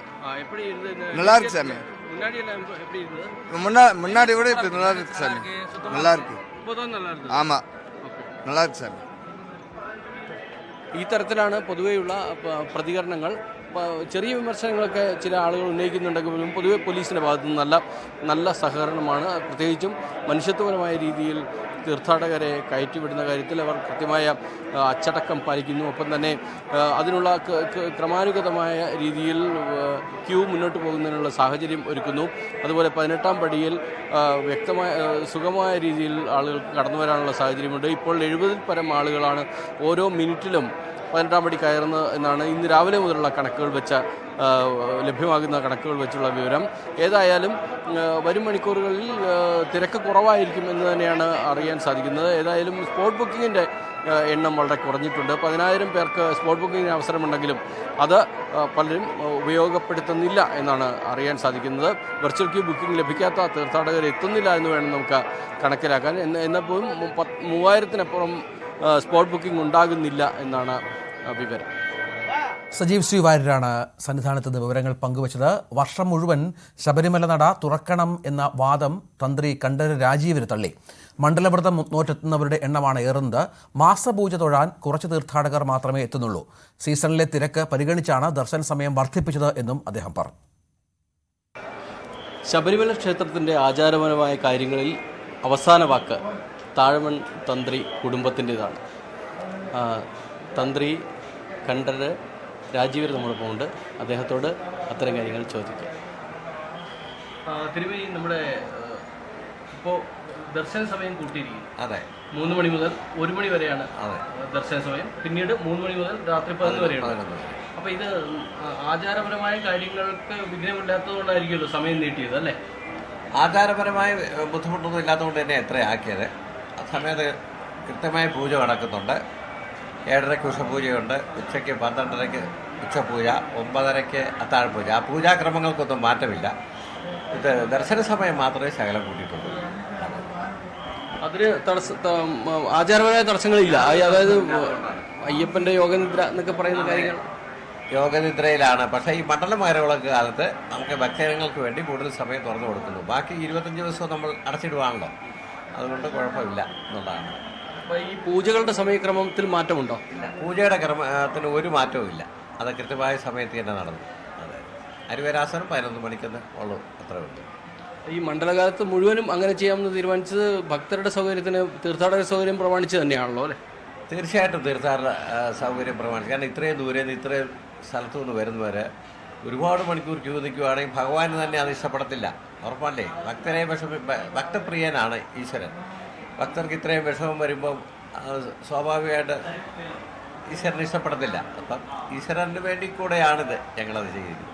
ഈ ഭക്തജന തിരക്ക് ഏറുമ്പോൾ സ്വാഭാവികമായിട്ടും പറയുന്നൊരു സംഗതി, പരമാവധി സമയത്ത് ആളുകളെ ദർശനത്തിന് അനുവദിക്കുക.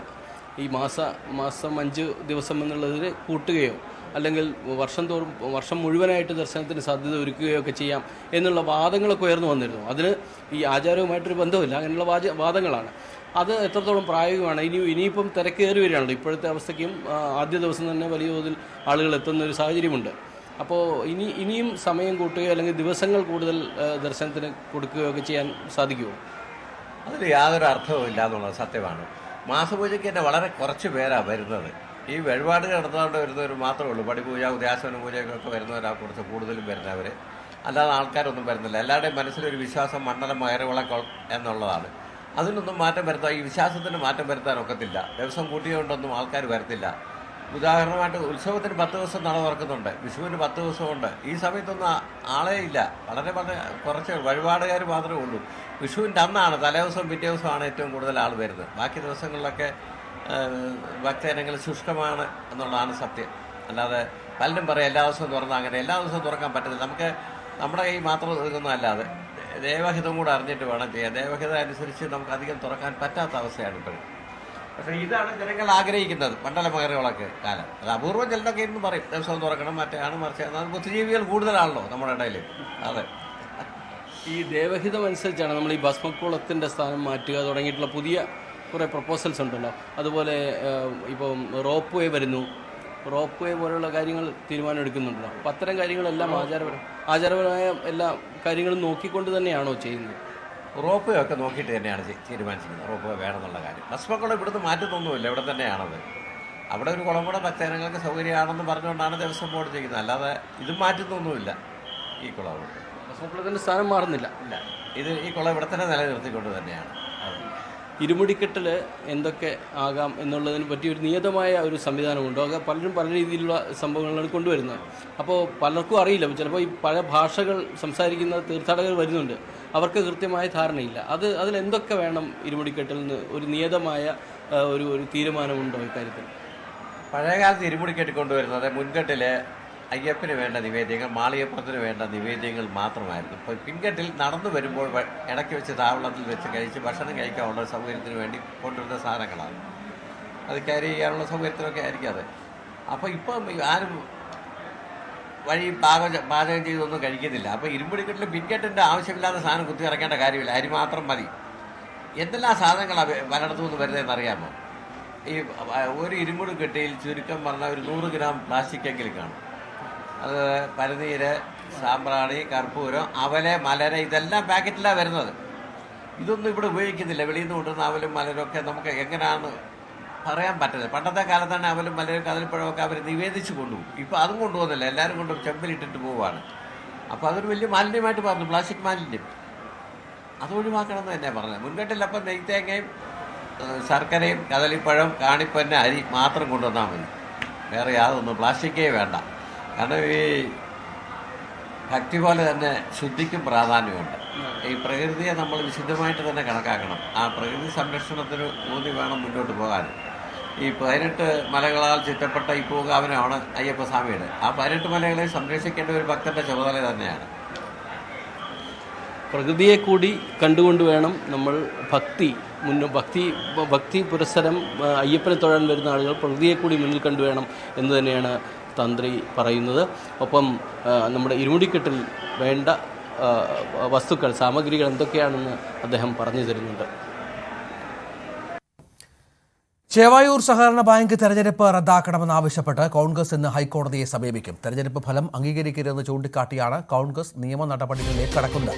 പോലീസ് സഹായത്തോടെ CPM തെരഞ്ഞെടുപ്പ് അട്ടിമറിച്ചെന്നാണ് കോൺഗ്രസിന്റെ ആരോപണം. ഇതിൽ പ്രതിഷേധിച്ച് കോൺഗ്രസ് ഇന്നലെ കോഴിക്കോട് ജില്ലയിൽ ഹർത്താൽ നടത്തിയിരുന്നു.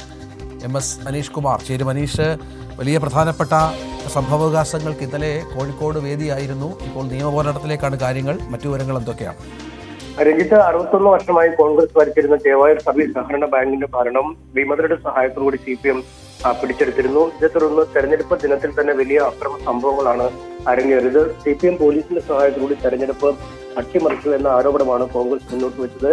ഈ സ്ഥാപനത്തിൽ കാർഡുള്ള പലർക്കും വോട്ട് ചെയ്യാൻ കഴിഞ്ഞില്ല എന്ന ആരോപണമാണ് അവർ മുന്നോട്ട് വെച്ചത്. ഏതാണ്ട് 36,000 അംഗങ്ങൾ ഉള്ളതിൽ 10,000-ൽ താഴെ അംഗങ്ങൾക്ക് മാത്രമാണ് വോട്ട് ചെയ്യാൻ സാധിച്ചത്. പോളിംഗ് ബൂത്തിലേക്ക് എത്തിയ സ്ത്രീകൾ അടക്കമുള്ളവരെ ആക്രമിച്ച് CPM തിരിച്ചയച്ചു എന്ന ആരോപണം അവർ മുന്നോട്ട് വയ്ക്കുകയും ചെയ്തു. അതിനു പിന്നാലെയാണ് ഇന്നലെ ജില്ലാതല ഹർത്താൽ പ്രഖ്യാപിച്ചത്. ഹർത്താലിലും ജില്ലയിലെ പലയിടങ്ങളിലെ വ്യാപകമായ അതിക്രമങ്ങൾ ഉണ്ടാവുന്ന സാഹചര്യമുണ്ടായി. കടകൾ ബലം പ്രയോഗിച്ച് അടപ്പിക്കുകയും ബസ്സുകൾ തടയുമൊക്കെ കോൺഗ്രസ് പ്രവർത്തകർ ചെയ്യുകയും ചെയ്തു. എന്തായാലും പ്രതിഷേധം കനത്ത രീതിയിൽ തന്നെ മുന്നോട്ട് കൊണ്ടുപോകാനാണ് കോൺഗ്രസിന്റെ തീരുമാനം എന്നാണ് നമുക്ക് ഈ കാര്യങ്ങളിൽ നിന്നും മനസ്സിലാകുന്നത്. ഒരു വശത്ത് രാഷ്ട്രീയപരമായ പോരാട്ടം ഈ തെരഞ്ഞെടുപ്പ് അട്ടിമറിച്ചതിനെതിരെ തുടരുമ്പോൾ, മറുവശത്ത് നിയമപരമായ പോരാട്ടം ആരംഭിക്കാൻ തന്നെയാണ് കോൺഗ്രസിന്റെ തീരുമാനം. അതിനായാണ് ഇന്ന് ഹൈക്കോടതിയിൽ ഈ വിഷയം ആവശ്യപ്പെട്ട് ഹർജി സമർപ്പിക്കുന്നത്. വീണ്ടും തെരഞ്ഞെടുപ്പ് നടത്തണമെന്ന ആവശ്യമാണ് അവർ ഉന്നയിക്കുന്നത്. ഒപ്പം ഈ തെരഞ്ഞെടുപ്പ് അട്ടിമറിക്കാൻ സഹായിച്ച രജിസ്ട്രാറെയും, അതായത് പോളിംഗ് ഓഫീസറെയും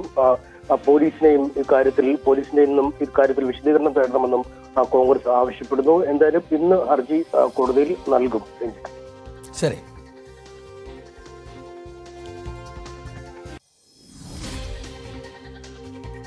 തിരുവനന്തപുരം കാട്ടാക്കടയിൽ സ്കൂൾ കെട്ടിടം തകർന്നു വീണു. കാട്ടാക്കട പുഴനാട് UP സ്കൂൾ കെട്ടിടത്തിന്റെ ഒരു ഭാഗമാണ് കാലപ്പഴക്കത്തെ തുടർന്ന് തകർന്നു വീണത്. ഇന്റർവെൽ സമയം കുട്ടികൾ കളിക്കുന്ന ഭാഗത്താണ് സ്കൂൾ കെട്ടിടം തകർന്നത്. ഡാന് അവധി ദിവസമായിരുന്നുകൊണ്ട് വലിയ അപകടത്തിൽ നിന്ന് രക്ഷപ്പെട്ടു, അങ്ങനെ കരുതാമല്ലേ? തീർച്ചയായിട്ടും ലഭ്യമാകുന്ന വിവരങ്ങളിൽ നിന്ന് അങ്ങനെയാണ് മനസ്സിലാക്കാൻ കഴിയുന്നത്. ഇന്നലെ അതിശക്തമായ മഴ കാട്ടാക്കടയിൽ പെയ്തിരുന്നു. ആ മഴയത്താണ് ഉപയോഗശൂന്യമായി കിടന്ന ആ കാട്ടാക്കട പൂഴനാട് UP സ്കൂളിന്റെ ഒരു കെട്ടിടത്തിന്റെ ഭാഗം തകർന്നു വീണത്.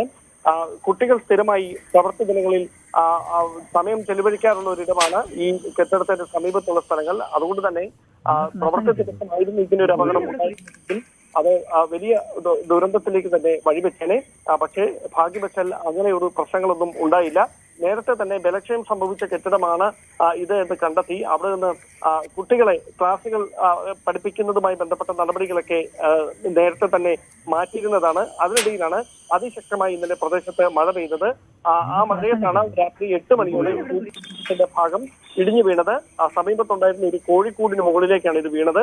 അതിലുണ്ടായിരുന്ന മുഴുവൻ കോഴികളും കെട്ടിടം വീണ് ചത്ത് ഒടുങ്ങുന്ന സാഹചര്യമാണ് ഉണ്ടായത്. മറ്റ് നാശനഷ്ടങ്ങളൊന്നും റിപ്പോർട്ട് ചെയ്തിട്ടില്ല. എന്തായാലും തുടർ നടപടികൾ സ്വീകരിച്ചു വരികയാണ് എന്നാണ് നമുക്ക് സ്കൂൾ അധികൃതരുടെ ഭാഗത്തുനിന്ന് ലഭ്യമാകുന്ന വിവരം.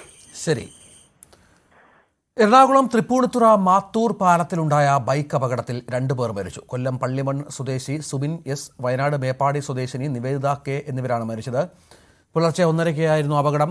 അമിത വേഗതയിലെത്തിയ ബൈക്ക് നിയന്ത്രണം വിട്ട് പാലത്തിന്റെ കൈവരിലിടിച്ച് മറിയുകയായിരുന്നു. മാത്തൂരിനടുത്തുള്ള കോഫി ഷോപ്പിലെ ജീവനക്കാരനാണ് സുബിൻ. കോൾ സെന്റർ ജീവനക്കാരിയാണ് നിവേദിത.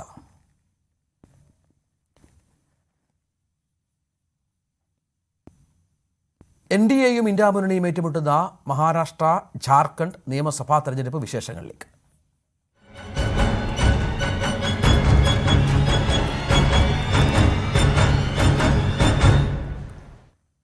നിയമസഭാ തെരഞ്ഞെടുപ്പ് നടക്കുന്ന മഹാരാഷ്ട്രയിലും ജാർഖണ്ഡിലും പരസ്യ പ്രചാരണം അവസാനിക്കാൻ മണിക്കൂറുകൾ മാത്രം. ഉത്തർപ്രദേശിലെയും പഞ്ചാബിലെയും ഉത്തരാഖണ്ഡിലെയും നിയമസഭാ ഉപതെരഞ്ഞെടുപ്പുകളും നവംബർ 20-നാണ് നടക്കുക.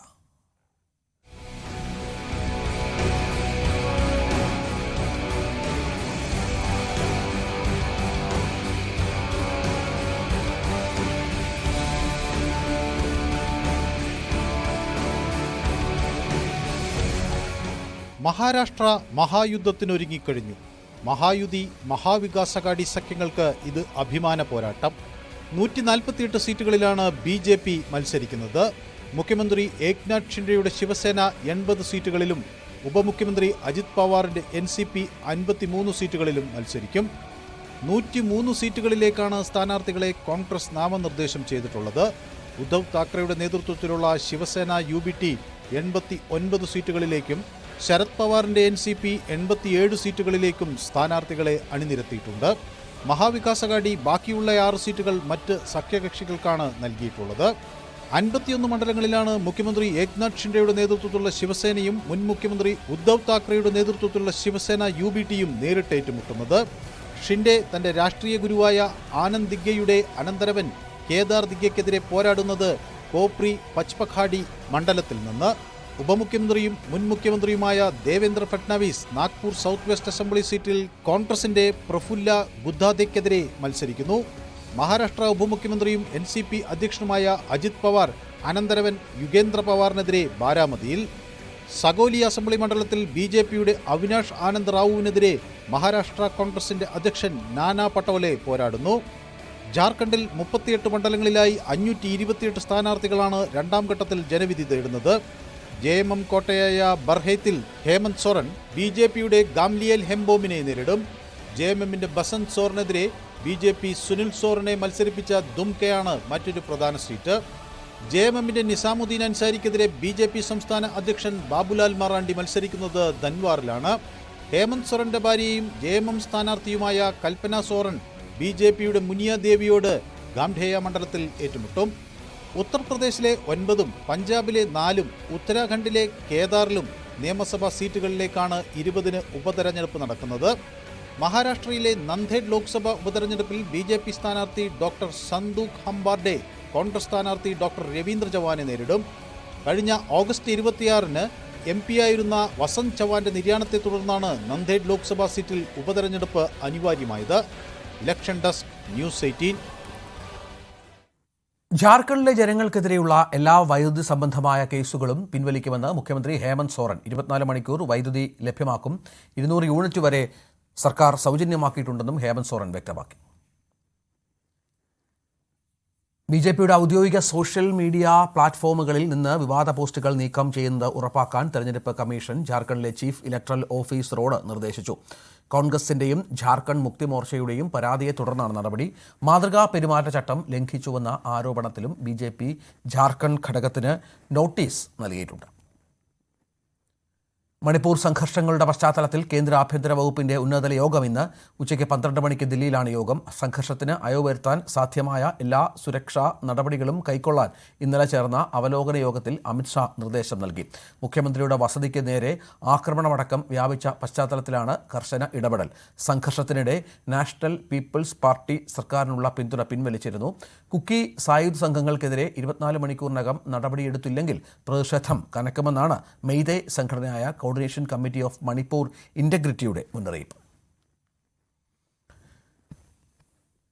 G20 ഉച്ചകോടിയിൽ പങ്കെടുക്കാൻ പ്രധാനമന്ത്രി നരേന്ദ്രമോദി ബ്രസീലിലെത്തി. ബ്രസീലിലെ ഇന്ത്യൻ അംബാസിഡർ സുരേഷ് റെഡ്ഡിയുടെ നേതൃത്വത്തിൽ ഇന്ത്യൻ പ്രതിനിധി സംഘം പ്രധാനമന്ത്രിയെ സ്വീകരിച്ചു. വിവിധ വിഷയങ്ങളിൽ ലോക നേതാക്കളുമായി ഗുണകരമായ ചർച്ചകൾ നടത്താൻ കഴിയുമെന്ന് പ്രതീക്ഷിക്കുന്നതായി മോദി എക്സിൽ കുറിച്ചു. American president Joe Biden, Chinese president Xi Jinping അടക്കമുള്ള ലോക നേതാക്കൾ ഉച്ചകോടിയിൽ പങ്കെടുക്കും. G20 ഉച്ചകോടിക്ക് ശേഷം പ്രധാനമന്ത്രി ഗയാന സന്ദർശിക്കും.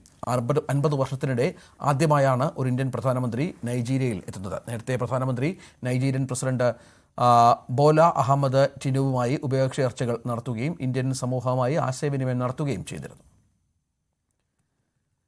തനിക്കെതിരെയുള്ള കേസുകൾ റദ്ദാക്കണമെന്നാവശ്യപ്പെട്ട് നടൻ ഇടവേള ബാബു നൽകിയ ഹർജി ഹൈക്കോടതി ഇന്ന് പരിഗണിക്കും. ജൂനിയർ ആർട്ടിസ്റ്റിന്റെ പരാതിയിലായിരുന്നു ഇടവേള ബാബുവിനെതിരെ കോഴിക്കോട് നടക്കാവ് പോലീസ് കേസെടുത്തത്. കേസ് റദ്ദാക്കണം എന്നാവശ്യപ്പെട്ട് ഇടവേള ബാബു ഹൈക്കോടതിയെ സമീപിക്കുകയായിരുന്നു. കേസ് പരിഗണിച്ച കോടതി തുടർ നടപടിക്രമങ്ങൾ താൽക്കാലികമായി സ്റ്റേ ചെയ്തിട്ടുണ്ട്.